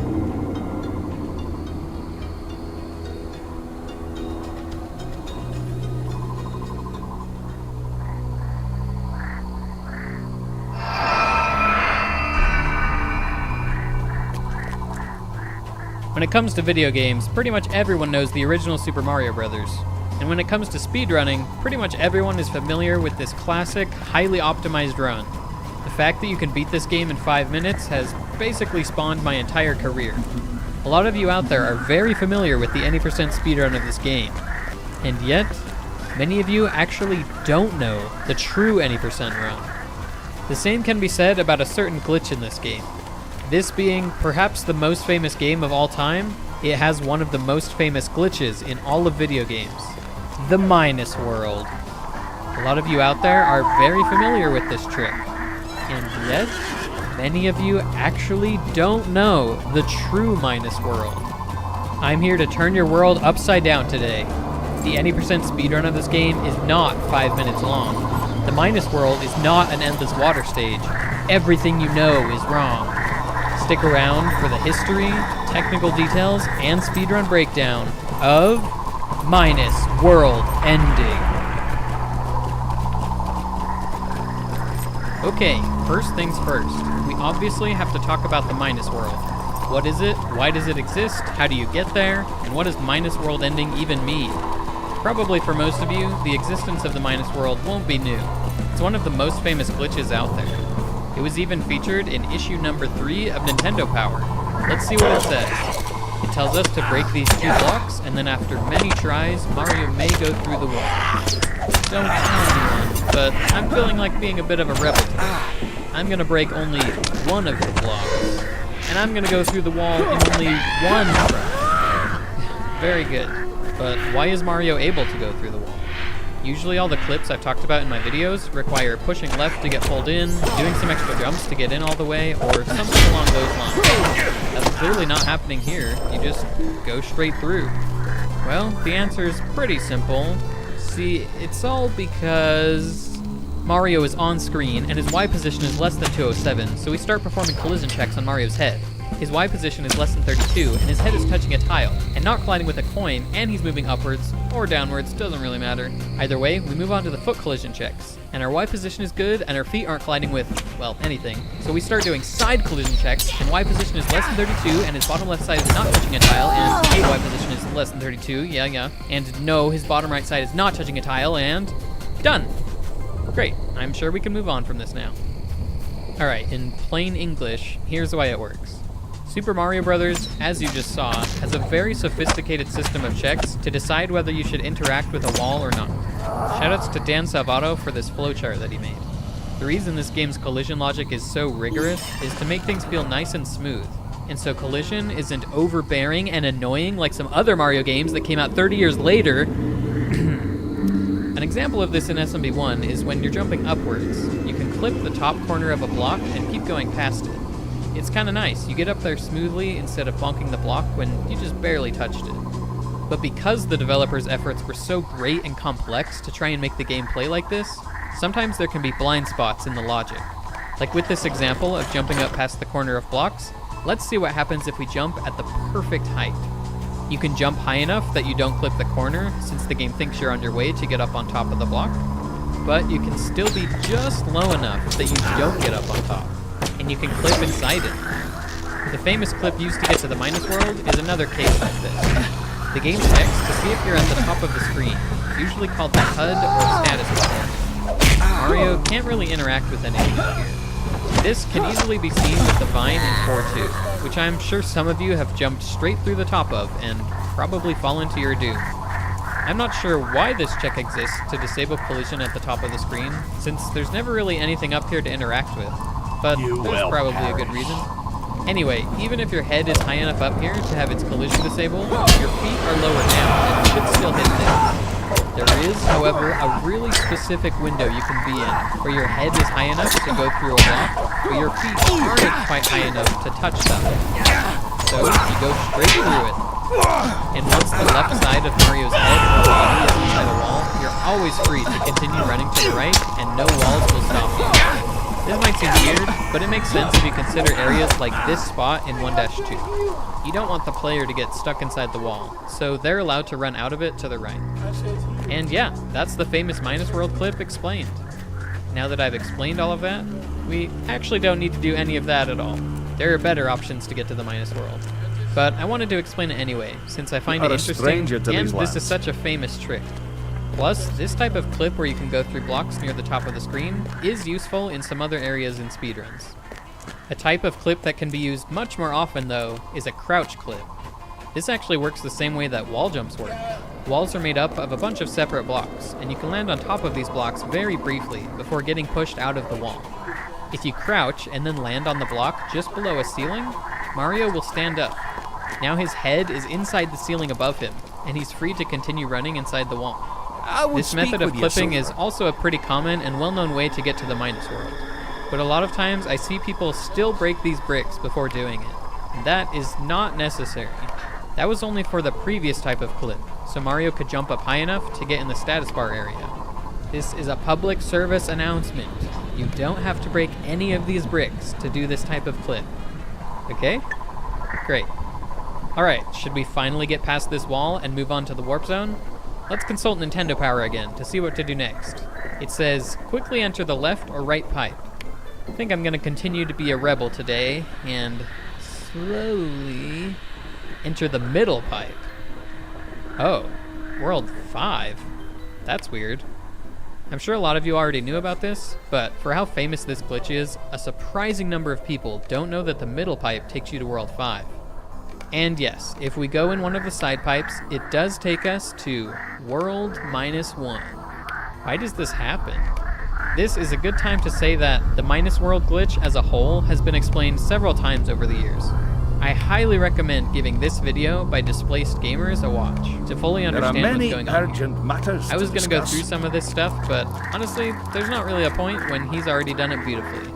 I will share tidbits that add new value to the conversation though. In the video, he talks about how the game erroneously sets this warp zone to act like the warp zone from the end of 4.2, until it has loaded in all the way. That is why the middle pipe sends you to World 5.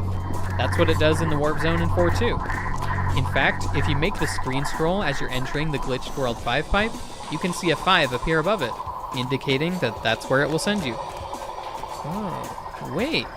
If it has a 5 above it and it sends you to World 5, then these show nothing above them. They send you to World Nothing. World Nothing -1. That's why it's the minus world. It looks like it says World -1, but actually it's just Nothing -1. It's a blank space, or a blank character. We have something other than a number representing the world number. This reminds me of when you do the classic Koopa 1-up trick on a staircase, and then when you finish the level, you see your life counter has turned into complete nonsense. As you get lives, the game starts by counting with regular numbers, but after that it uses letters. And then after that, it starts using every tile at its disposal to represent your number of lives. Just like the letter A can represent a number, this little hill slope tile can also represent a number. And another one of these tiles in the game that can represent a number is the blank character. Every tile in the game has an associated value and memory. Here's a table of all of them in order. If we look through them, we'll find that the 36th one in here is the blank character. This character represents the number 36. That means the minus world is World 36. That's a powerful warp pipe, moving us forward 35 worlds. So, great, we have a little trick here that lets us make it to World 36.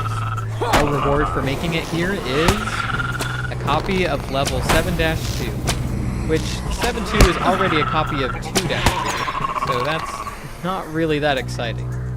If you use hacks or cheats to go to other worlds beyond World 8, you can get all sorts of crazy looking levels.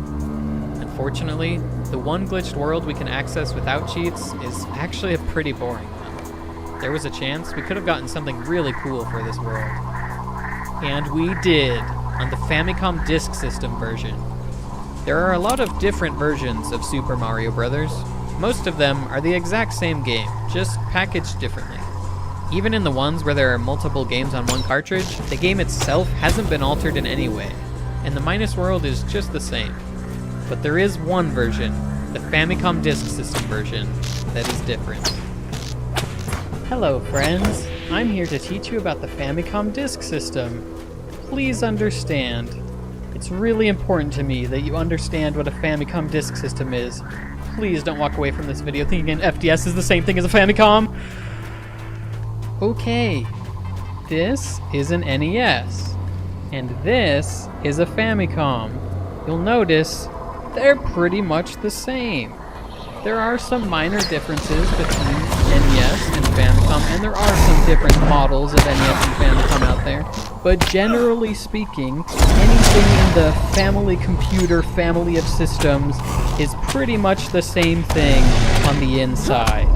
Now this beautiful creature is a Famicom Disk System, and this is Super Mario Bros. The Famicom Disk System, or FDS, is not a standalone console. It is nothing without a Famicom or NES to connect to.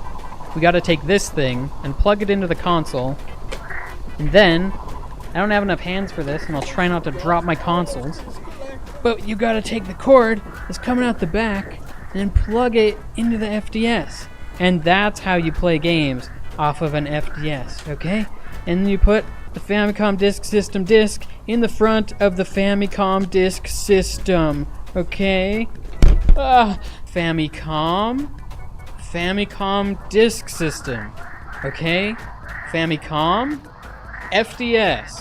Famicom Disk System. Famicom Disk System. Okay, now that we're all on the same page about the different consoles this game can be played on, let's talk about the Minus World. They rearranged memory a little bit when they ported the game over from this to this, and the changes that they made affected the Minus World. Alright, let's go ahead and take a look at the Minus World on the FDS version. Ooh, now this is more like it. This is the level layout of 1-3, but it's certainly a glitched world. Honestly, it seems like just a bunch of random stuff going on in here. Weird colors, weird enemies, swimming in the air. Why is it like this? Well, once again, another channel out there has already done a great job of explaining this part. Retro Game Mechanics Explained has basically a whole series on glitched worlds in this game, and if you want to know exactly why you're seeing what you're seeing here, that's definitely the place to go. One question I will answer though is one I hear asked a lot. Why do these levels exist at all? How can there be levels in a game that the developers didn't make? Well, the answer to that is that the developers did make them. They just weren't supposed to be levels. That might sound weird, but it should make sense in a minute. Let's go back to the weird life counter from earlier. These tiles are supposed to be in the game, right? They're just not really supposed to be used to represent your life count. The Minus World is like that. It's data in the game, but it's not supposed to be used to generate levels. Everything in computers is just numbers at the end of the day. There's no letters, there's no pictures, only numbers. The NES can use numbers ranging from 0 to 255, and we just assign one of these numbers to everything in the game. This works great when the right things are interpreted the right way. For example, if we interpret each of these numbers on screen as letters and go and grab the corresponding letter for each of these values, they can form an intelligible word. Or, if each one of these numbers represented the color of a pixel to draw on screen, they can turn into a pretty picture. But things get weird if you try to interpret a picture as words, or words as a picture. If you start to look for things out of bounds from where you would normally look, things start to seem very random. This next part will be oversimplified a bit and not perfectly accurate, but it'll give you the general concept. Once again, I'll reiterate that everything is just a bunch of numbers in memory. Let's say this is what the game's memory looks like. You'll have stuff chunked together, like all the graphics data, all the sound and music data, and so on. One of these chunks is all of the levels. This isn't exactly how it actually is in-game, but for the sake of demonstration, let's say you've got all the worlds stored here in order, from 1 to 8. Whenever you're about to play a level, the game will check the level number you're going to play, and that'll tell it where to look to find the right level data to load in. But now let's say you're playing an unusual level. Something like, I don't know, World 36-1. Now the game is checking way outside of where it normally does to generate these levels. This memory is not meant to be interpreted as levels, but when it is, it looks like this. In the original version of the game, whatever memory it looked at to load up World 36 just so happened to be like, alright, boot up 7-2. But you can see it doesn't have the right memory in place to set up this pipe exit properly. That's why it just loops forever. Thankfully, we got one version of this game with memory organized a little differently, so when the game looks to find World 36, it finds something completely different and way more interesting. We get the 1-3 level layout, but with different colors and with weird enemies everywhere.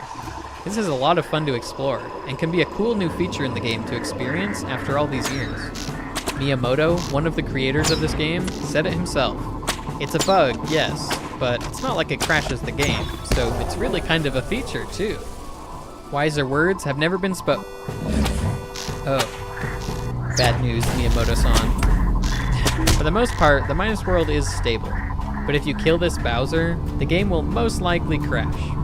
Sometimes it doesn't though, and then you get a bunch of fireworks going off near the end of the level, so that's fun. Hey, if the creators really felt like the Minus World was just a cool feature, why did they remove these two blocks in Versus Super Mario Bros., the arcade version of the game? They clearly didn't want us to clip through the wall right here. But don't worry, we can continue our rebellious ways. There are still several other methods to reach the warp zone before it loads. The arcade version is quite a bit different from the original game, so we can expect memory to be different, and we'll probably find a different Minus World. Well, it's not the same, but it's just another water level that loops forever. Boring. From here on out, we'll stick to talking about the Minus World on the FDS version. Also a water level, but much more interesting. And not only because it's more unique, but also because it doesn't loop.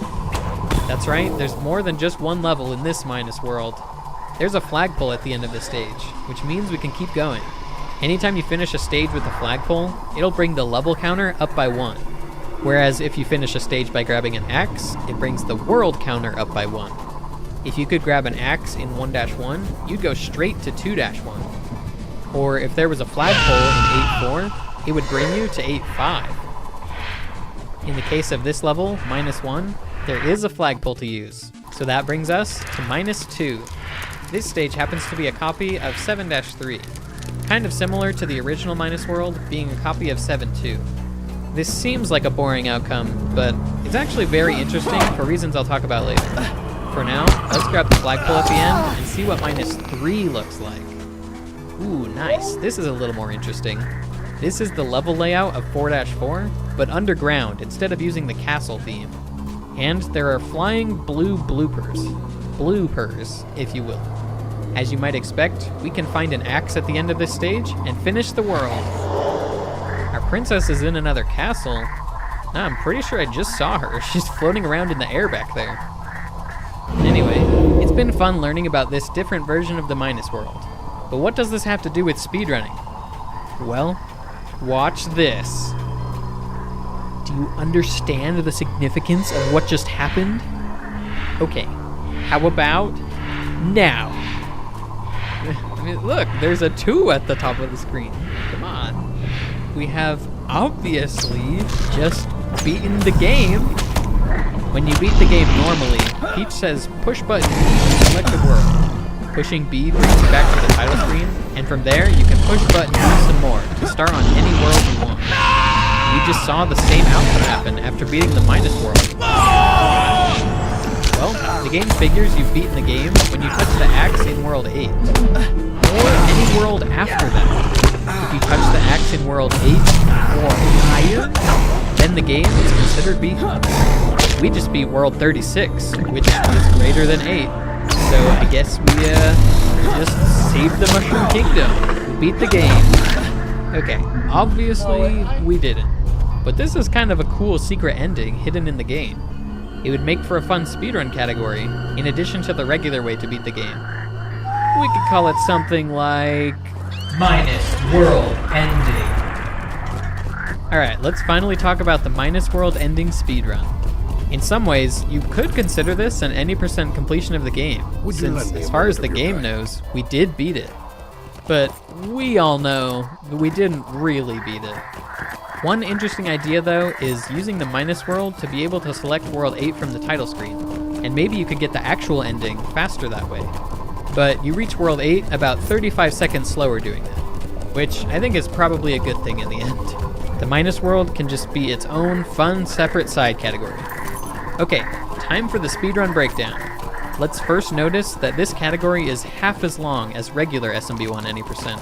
So it shouldn't be a surprise when I say that this run is even more optimized than the regular 454 run. Shorter runs are naturally easier to optimize, but we still have to go for some insane stuff to squeeze out all the possible time there is to save in this category. You'll see what I mean later. Okay, starting the run off, 1-1 is the same as always. You take the pipe, you do a flagpole glitch. I've shown this a bunch of times for other categories. 1-2 is almost the same. The fastest way to get to the Minus World is the same pipe clip that's used in any %. But things get different once we get to the warp zone. In the any % run, we actually go to the right side of the warp zone and then back to the left. If you've ever seen that and wondered why, now you know. You have to do that so you don't go to the Minus World. But in the Minus World ending speedrun, that's of course where we want to go. We can run out of the wall and just hold down to go straight in. There's only 1 frame to spare on the frame rule here, so you need a very good clip to make sure that you don't lose time. In the earlier days of Minus World ending speedruns, people used to get a mushroom and do the more traditional method of getting to the Minus World. But modern runs are matching the task here. Okay, now for the fun part. Let's talk about the levels that are unique to this category. In general, -1 isn't a hard stage. You just swim to the right. There's not really much optimization to do here other than don't hit a wall. I will say, this category has us pretty well ignoring Peach, going off on her own quest instead of saving her from 8-4. So you gotta make sure to give her some attention while you're here. Oh, right on the lips. When we get to the flagpole, we have a rare opportunity. It's not often you come to a flagpole while still underwater. We get to do a very special trick here. But first, you'll notice there's actually not a flag on this flagpole. For a long time, I just thought there was no flag because it's a glitched world or it's underwater or something. But this is just a genuine flag despawn. If you want to know exactly how flag despawns work in this game, watch this video I made which talks all about them. Part of that video explains how the flag will despawn if you have 5 sprites loaded when you get to the end of the level. But I only see 1 sprite here at the end of this level, the Koopa. Why is the flag despawning? This flag actually despawns because Peach stays in memory even after she goes off screen. And so does the other Peach. And Bowser is made up of 2 parts, which both stay in memory. So those 4 sprite slots, plus this Koopa, adds up to 5.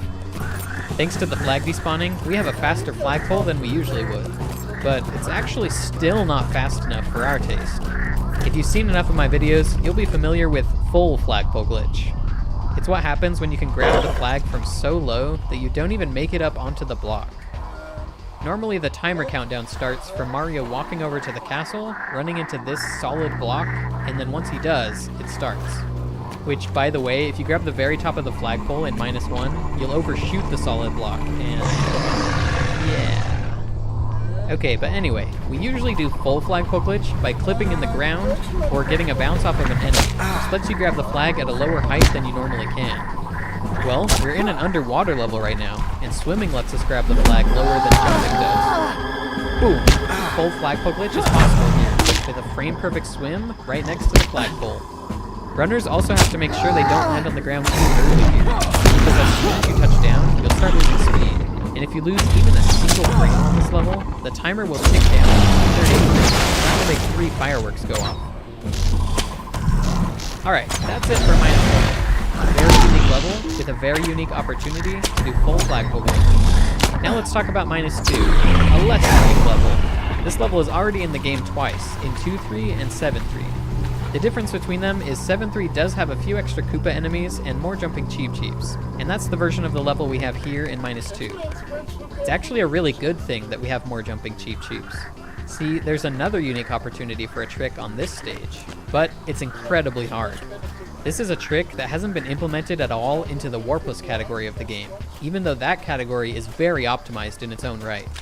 But that category is 19 minutes long with 32 levels. This category is 2.5 minutes long, with only 5 levels, so we can afford to go all out. And in -2, that means doing another full flagpole glitch. If you watch the warpless tasks of this game, you'll see this type of trick on half the flagpoles in the run. There are actually a lot of opportunities for it, but most of them are so hard. We've been able to do them with bullet bills for years, but any of this type where you clip into the ground, those were not happening. That is, until 2019. Around that time, the leaderboard for this category was kind of stagnating, you could say. We needed some new innovations. That's when a player named Merrick decided to push the boundaries of what was humanly possible. He wanted to know if this floor clip, which the task does, could be executed by a human. So he set out looking for a setup, a consistent way to make it happen.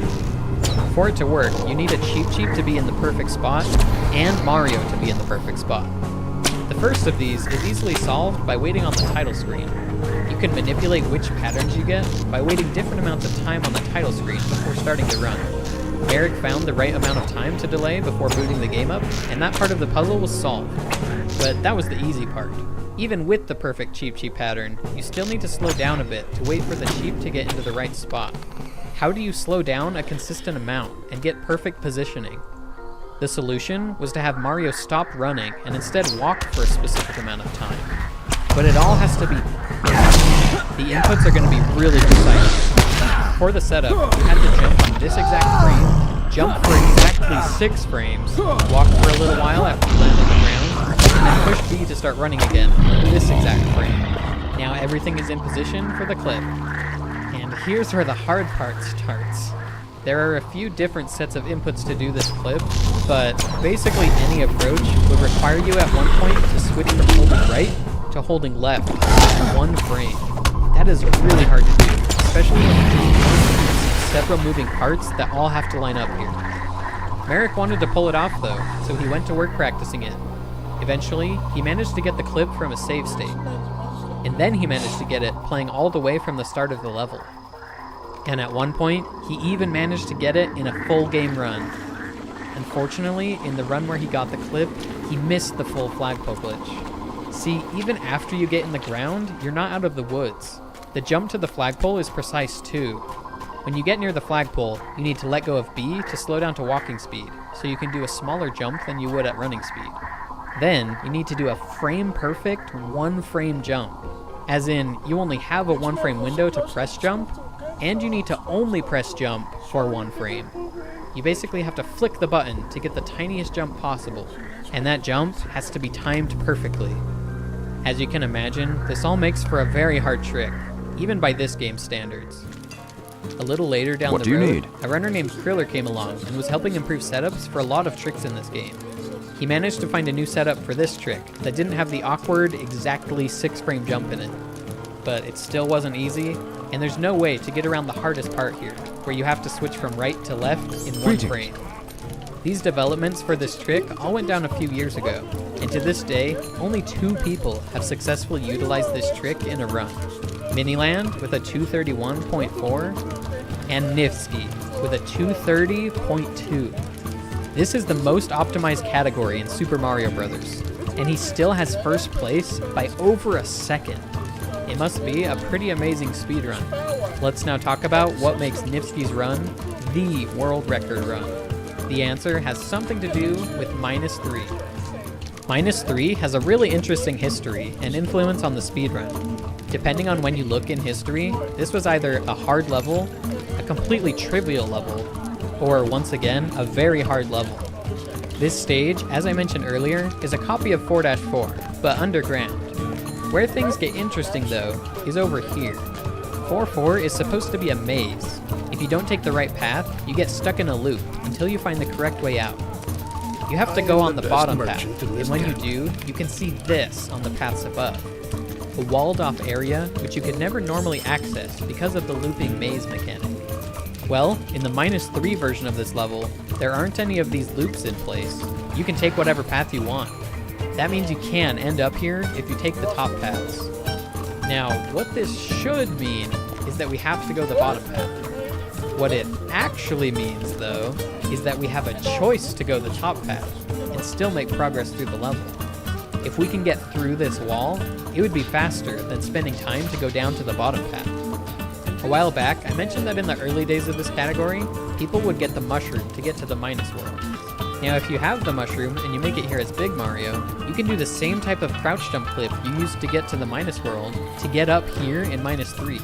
Then you can run over the top of the maze and beat the stage faster. This was a big trick in the run back then. Once people started going for the harder Small Mario clip to get to the minus world, they couldn't do the clip in -3 anymore. 1-2 got a lot harder, but -3 was now basically free. The final time you finished the run at was essentially just determined by what frame rule you got to -3 on. If you got there on a new fastest frame rule by adding an extra flagpole glitch or something, it was pretty much a guaranteed new PB or world record. Most of the time. People started tying each other a bunch in this category because of how straightforward this level was. We needed a solution, and thankfully, there was one. I know I've already shown multiple clips as Small Mario in this video, so what's the big deal with this one? I mean, you had to do a clip to get to the minus world as Small Mario in the first place, just do it again. Well, we've got a different situation on our hands this time around. For clipping in general, you want to get as far in as you can during your jump. Usually you get all of the way in, or most of the way in, and then do a couple jumps to make it the rest of the way. But with this ceiling right above us in -3, we really can't jump at the wall from a very good angle. You can't get very far in on your initial jump. but you can get just barely far enough in to start clipping. And then 4 more jumps from there will finish it off. This trick is hard, but it's a really good thing that it's possible. Otherwise, we'd inevitably get like 10 people tied for the world record eventually, and it would be really lame. In this same fashion, we are really lucky that 8-4 in the regular any % run is such an interesting and difficult to optimize level. It would have been really boring if everyone constantly tied each other there. And if it was like any other castle stage in the game, that's what would have happened. Instead, we got a level that made for a really interesting speedrun. It's almost like it was meant to be. Alright, everything we've covered so far is the secret to success in Minus World Ending. This is a classic hyper-optimized category where there's a hard trick in every level, and each improvement is just adding one extra trick into an otherwise already perfect run. Back in the day, people got the mushroom and tried to get the Minus World clip first try. They do the -1 full flagpole glitch and the Big Mario clip in -3. Later, we started going for the Small Mario clip in 1-2. Skipping the mushroom saved so much time that it was significantly faster, even without the -3 clip. And from there, you could add in flagpole glitches to save a frame rule at a time. But at some point, you were out of frame rules to save, and you had to add in the -3 clip. But that wall clip saves more time than the flagpole glitches do, so you could afford to take them out and still get a PB using the clip. Once we had all the flagpole glitches and the -3 clip, the category was nearing its end. That is, until people like Merrick, Nifsky, and Miniland came along and started doing the -2 floor clip for a full flagpole glitch. That trick saved so much time that Miniland skipped 1-1 flagpole glitch and the clip in -3, and it's still good for second place. But first place, that's the crazy one. The one and only 230 on the leaderboard. This run by Nifsky does flagpole glitch in 1-1, fast small Mario clip in 1-2, fast full flagpole glitch in -1, perfect floor clip and full flagpole glitch in -2, and the clip in -3. And even that wasn't good enough for Nifsky. His first run that got all of the tricks did the final clip just a little bit slow. He was so close to 230.3, so he kept going. That same day, he got to -3 again and had a really nice clip this time. That got him to 230.3, which was really satisfying. But again, now it's so close to 230.2. So a year later, he came back, this time doing a fast acceleration trick at the start of -3. He nailed that, plus had the best clip in any Minus World Ending run. And that lands the world record today at 230.219. Again, it's so close to 230.1 now. But don't worry, it doesn't go lower than 230.1. Nifsky's record is 7 frames from perfection. 230.103 will be the best time that someone can ever get. For that, you need a crazy double fast acceleration at the start, and you need a different approach to the clip, which is harder and saves 2 frames. You need more complex inputs while clipping into the wall. You need to jump frame perfectly on every jump, and then you need to hold right at the perfect moment once inside. Squeezing every frame out of this level will not be easy. Nifsky's confident that a 230.1 will happen, but a perfect 230.1? Well, we're not really sure at this point. Maybe someday. After all, for a game as solved as Super Mario Bros., this game still continues to be full of surprises. Thanks for watching, and subscribe if you enjoyed.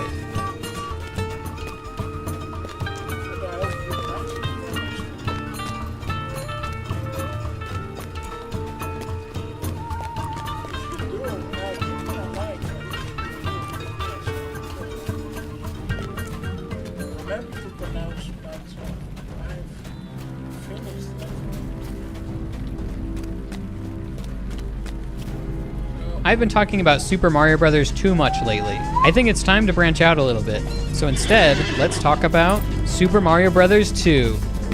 No, not that one. As much as that is an underrated speedrun, and the Warpos category is my personal favorite speedrun to do, we won't be talking about it today. No, today, we'll be talking about some levels that are even more lost, in terms of speedrunning notoriety at least. This run is insane. This run is so hard. This run has such cool strategies. I genuinely think this is the most underrated Mario speedrun. Let's break down the Super Mario Bros. 2 U all levels world record.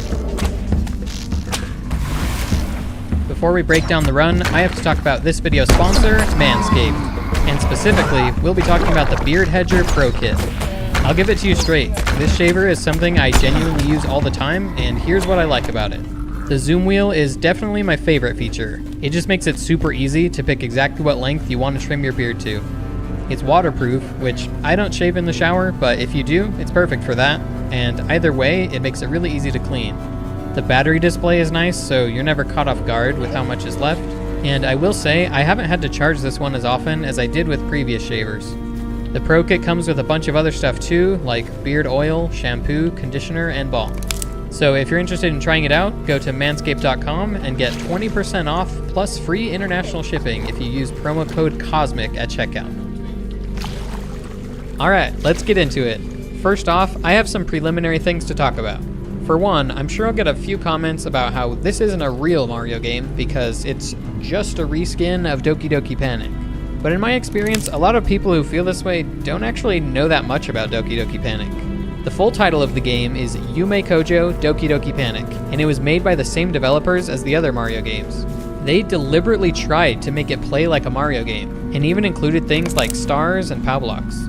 This game gave us a lot of recurring enemies in the series, like those you see on screen now, and this game could probably be credited for the concept of holding and throwing items like shells in the Mario games. Doki Doki Panic has some other major gameplay differences as well. You can't switch characters between levels. They added a brand new boss in Mario 2, and most of all, you couldn't run in Doki Doki Panic. The gameplay is a lot slower. So yeah, speaking of running, let's get back to talking about the speed run. The category we'll be focused on is all levels, and the current world record is 2035 by Ethan RTA. In this run, we won't be using any of the game's built-in warps to skip any stages. Glitches within the levels that let you go faster are allowed, and there are some really cool ones. However, there are also glitches which can transport you from one stage to another, and those aren't allowed. The game keeps a tally of how many levels you've completed, and if you use these glitches, you don't get credit for beating all the stages. We need the results to show we've completed all 20 levels at the end. Spoilers, by the way, Toad is really good, and Luigi's good as well. Mario and Peach, well, we'll use them at least.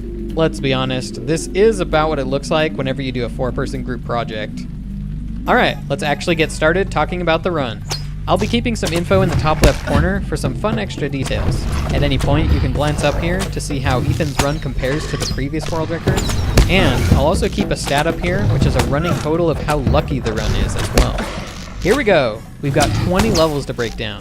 Buckle up. Starting with 1-1, this is actually one of the most complicated levels in the run. Here, let's do something fun. This is what a more casual playthrough of this level might look like. And here's what it looks like in a world record.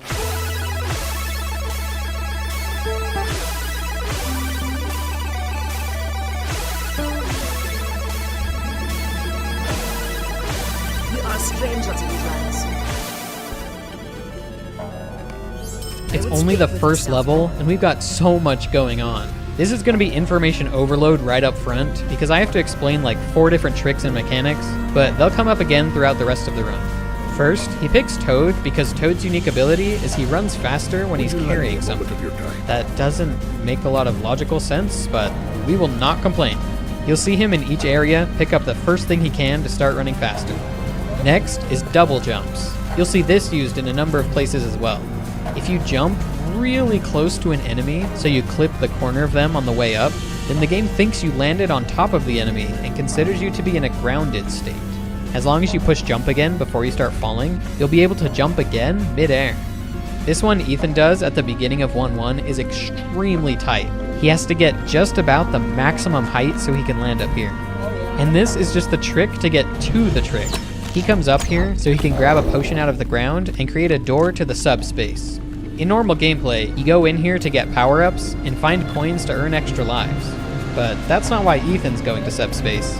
He went in so he can go right back out. This seems weird and pointless, but you'll notice something weird happened with the POW block. He picked it up and then picked up an enemy afterwards, and it vanished. If you grab an item on the very first frame after exiting subspace, the item gets in a sort of glitched state. It gets picked up, but Toad doesn't act like he's carrying it. It just floats around above your head. You can keep picking other things up and throwing them, and the glitched item isn't affected at all. So Ethan goes into subspace, does a frame-perfect yoink on this POW block, despite there being no good visual cue, and then grabs another Shy Guy for speed. He keeps running through the level and does another tight double jump to get up to this door. Now, the whole point of getting the glitched item is to take it through this door. You normally can't take items through doors, except keys, but with this glitch active, you can. And now, the whole reason he brought the POW in here is just so he can glitch out another item. Well, an enemy this time. Throwing a POW makes a little earthquake that kills all the enemies on screen. And if you pick up an enemy in the first 2 frames after the POW hits the ground, you'll get that glitched state again. Now he's carrying the Shy Guy hands-free, and the goal is once again to take our glitched item through another door. But we're not actually gonna use the door. We would have to wait out a bomb fuse to blow up this wall, and that's slow. Instead, Ethan pulls 2 bombs out of the ground. He throws both of them against the wall and races to the bottom of the ladder. Now, you can catch falling items while climbing, so he catches the first bomb. But now that he's holding a bomb, he can't catch the second one, and it pushes him through the floor instead. This takes him to the next screen without having to use the door. This is called a wrong warp, and I'll get more into the details of this glitch later. The short version for now is basically, the game knows if he's on this screen and takes an exit, it needs to put him on this screen outside. Normally that's done via the door, but since it was done via a ladder this time, we enter the next screen on a ladder. An invisible one, but still a ladder. And because we're on a ladder, we can do another glitch. Again, I'll go into this one a little more in-depth later, but for now, just know that if he pushes jump in a 3-frame window, he can do another type of mid-air jump and save some time here. Okay, finally, we've made it. We've juggled several different glitches, all to bring a Shy Guy with us onto this screen. We have a little mini-boss here named Birdo. Normally the way this fight works is Birdo will spit out an egg every 4 seconds or so. This means a lot of waiting around for opportunities to deal damage, and that's where the Shy Guy comes in. This part happens off screen, so let me show you what this looks like. He throws a Shy Guy into the ground and hits himself with it on purpose. While Toad is taking damage, everything on screen freezes, except the falling Shy Guy. He does this to keep Birdo in place while the Shy Guy travels towards her. Once it reaches her, it starts bouncing and deals all 3 hits in one go. Ethan had to go a little out of his way to make this possible, but ultimately, this saves about 6 seconds on Birdo. Whew! All of that was just the first level. There's still 19 more for Ethan to successfully run through, and 19 more for me to break down for you. It's been a lot of work to get this video out, so subscribe if you want to see more like it. Alright, on to 1-2. This is another pretty complex stage. At the start, there's this Pidgeot enemy riding a carpet. We need to commandeer that carpet for our own purposes, so Mr. Pidgeot's gotta go. He always swoops down at the start. If we miss our chance to grab him now, we'll have to charge a power squat jump to reach him, and that would be slow. Ethan intentionally takes damage so he can jump through him and catch him on the upswing. Great, we've got our carpet. But you know what they say, 2 carpets are better than 1, am I right? Normally riding a carpet locks you into moving at a really slow speed, but when you spawn a second carpet, we can get around that. The game is focused on whether or not you're riding the newest carpet, and loses sight of the first one. So your speed doesn't get locked down when you jump on it anymore, and we're free to run like the wind. At this point, you're normally supposed to go down here, get a key, unlock this door, and go through this whole room. But we're just gonna fly right over. Ethan carefully lines up with the ground here, so he can toss the Pidgeot, clearing the enemies out of the way in the process, and pull a potion out of the ground. He's gonna do a repeat of the glitch he did in the previous level. He goes in the door to subspace, goes right back out, and does another frame-perfect pluck to get a glitched vegetable above his head. This is, again, so we can bring an item through a doorway and skip waiting on Birdo's egg cycles. Ethan quickly takes her out with the veggie and saves several seconds. That wraps up 1-2, and we're on to 1-3. This is the last level of World 1. The last level of each world has a boss fight, and for this world, it's Mouser. No, not Bowser, not Meowser, Mouser. He's a big mouse that throws bombs at you. Bosses, and a lot of other things in this game, all work off of a big global timer. Stars spawning, Sniffets shooting bullets, Birdo shooting eggs. You Those do are not just a few truly examples know of the the things that work off of the difficulties we global face. timer. It starts ticking at the beginning of each level, and it starts fresh each time, so it doesn't matter what has happened in previous levels. Each level is self-contained, and you know what patterns you're going to get based on how you've played that specific level so far. The pattern that Mauser does will be influenced by where the global timer is when we reach him. Ethan put in a lot of work to figure out the fastest strategy for this fight. He wants to play this level at a very specific speed so he can get the fastest pattern. And part of this involves a precise trick coming up. When we get inside this building, we're supposed to go up to the top and grab a key, then take the key all the way to the bottom to open this door. But we're gonna do another wrong warp glitch instead. Just like last time, we're going to get pushed through the ground so we can take an alternate glitched entrance instead of going through the slower, intended one. This time around, we'll have a Shy Guy land on top of us to push us through the floor. The standard way to do it looks something like this, where you ride the Shy Guy down most of the way. But Ethan does a very high-level version of this trick, with only a 2-frame window to throw the Shy Guy. He also has to manage his speed on the way down, and grab this chain to slow his descent a bit so the Shy Guy doesn't go off screen and unload. This setup for the trick was invented by an old legend of the game named I Love Mario. Shoutouts to him. Now, because Ethan did the faster version of the wrong warp, and has otherwise played the level at a specific speed, he's all set up to get the fastest pattern on the boss. At the end of this room, we find the orb that opens the Hawkmouth. That usually ends the stage, but on the last level of each world, it instead leads to the boss room. Ethan crouches on his way in, so he comes out crouching on the other side too, and that lets him avoid bonking his head. Alright, now we're in Mauser's room, and he's just behind this wall. Ethan jumps up here, and that spawns Mauser to get him to start throwing bombs while we're waiting for this wall to blow up. We need 3 bombs to take out Mauser, and we have that perfect pattern with 3 bombs ready to go right away. Throwing these over to Mauser's platform is way harder than it looks, thanks to some jank hitboxes, and I mean you can see in slow-mo just how tight this is. But yeah, 3 quick ones, and Mauser is down for the count. Now we listen to a celebratory fanfare, and with all of that, we've managed to make it through the first world of the game. Okay, on to the next world. In 2-1, Ethan wants to pick up an enemy as soon as possible to give Toad a speed boost. This snake guy is called a Cobra, and he's our man. You'll notice that he bobs up and down in the sand. Ethan makes sure he's at a low point before getting close, so he's lowered down when he jumps out, and it's easier to get on top of him. Now, as he runs through here, you'll notice this level has lots of sand. I guess that's another thing this Mario game introduced to the series, a desert world for World 2. And the sand isn't just for show, it's about to become very relevant here in a second. We're gonna start digging. There will be a few digging sections in this run, and each one is a fine art. You need a good rhythm to do it fast, and you'll often see him zigzag on the way down.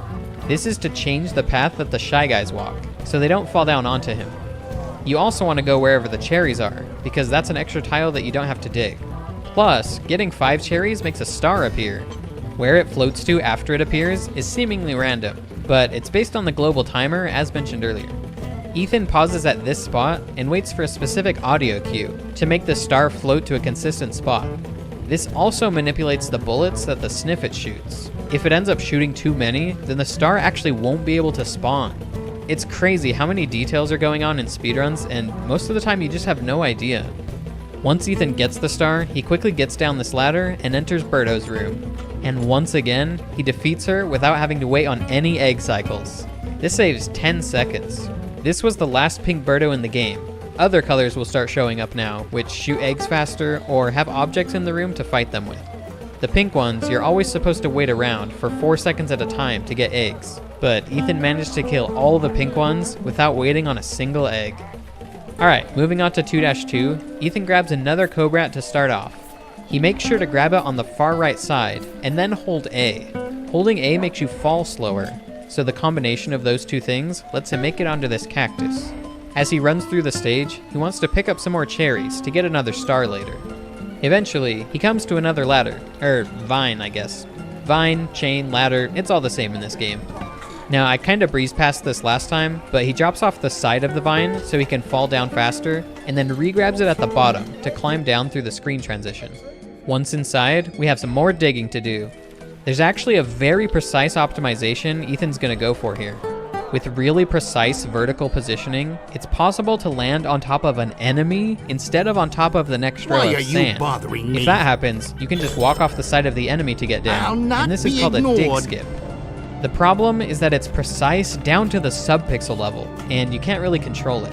There's basically only a 1 in 4 chance that it works each time. Okay guys, actually while working on this video, I had the idea to jump into a ceiling to get consistent vertical positioning. And it turns out that it works.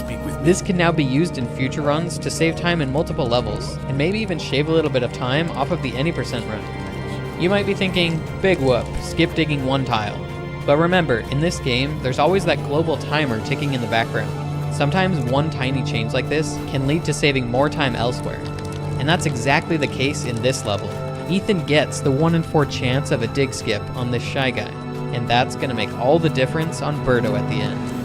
He keeps digging and gets enough cherries to get a star. This lets him be bulletproof and Shy Guy proof and get through this part safely. Now he's in Birdo's room, and here we see our first instance of these mushroom blocks. These will be really common in boss fights from here on out, as a way to deal damage. Ethan grabs a block and power squat jumps up to Birdo. And because he got the dig skip earlier, he can do an extremely fast fight here. He throws the block to deal 1 hit on the way in, and then gets in position as she's about to fire an egg. Similar to how the Shy Guy bounced into Birdo multiple times in 1-1, if you throw these mushroom blocks into an egg, they'll bounce and hit Birdo multiple times. You'll keep seeing this kind of thing a lot. Which also means something scary. See, we're fighting red Birdos now. Red Birdos usually shoot eggs, but sometimes they shoot fireballs. And the mushroom block doesn't bounce off of the fireball. You just get hit and look foolish. There's a 1 in 8 chance for these Birdos to shoot a fireball instead of an egg. Pretty good odds, but to go as fast as possible, we need to do this sort of thing several times throughout the run. And you can see the odds start to go down pretty quickly. And it's actually even worse in this case, because the more damage Birdo takes, the more likely she is to shoot a fireball. Because Ethan did damage on the way in, it's actually a 1 in 5 chance of a fireball this time. For the most part, you can mitigate luck in this run by knowing about the global timer and playing accordingly. But unfortunately, there still is a decent amount of luck with certain things like this. Alright, that's enough about that. Let's move on to 2-3. We've been going quickly down a lot of ladders, but now it's time to go up one quickly. Ethan does a ladder jump here. It's the same thing that happened on 1-1, but we can actually see the ladder this time. We'll see this trick a bunch from here on out. This is actually kind of like the double jump off of enemies, where you can jump as long as you haven't started falling yet. When you climb off the side of a ladder, there's a brief period where you're still moving upwards, and you can jump during that time. It's a 3-frame window to jump, so not too bad, but still challenging, especially when there are a lot of them to nail throughout the run. Ethan grabs this Bezo and mostly does basic platforming through the stage until going inside this pyramid. Now, it's time for some more digging. We need to go all the way to the bottom to get this key to open this door. There's no way to wrong warp in there this time. These parts could be seen as boring, but honestly, these are some of the most impressive sections to me, on the way down and on the way back up. If you compare top level runners to just average runners of this game, it's crazy how much time they pick up in these sections. On the way down, Ethan gets 5 cherries again to make a star spawn. This will be very important. Just kidding, he doesn't actually need it. He charges a jump and grabs the key just in time before getting hit by this spark. Grabbing the key makes Phanto start chasing you. This guy was probably the precursor to the Angry Sun for Mario 3. But Ethan actually moves so fast, you hardly see him. What happened on the door right there? That was weird. When you get near the top of the screen, everything freezes and then the screen scrolls up to where you are. But if you land right where a door is, there's a 2-frame window where you can open the door before the screen scroll happens. That kind of breaks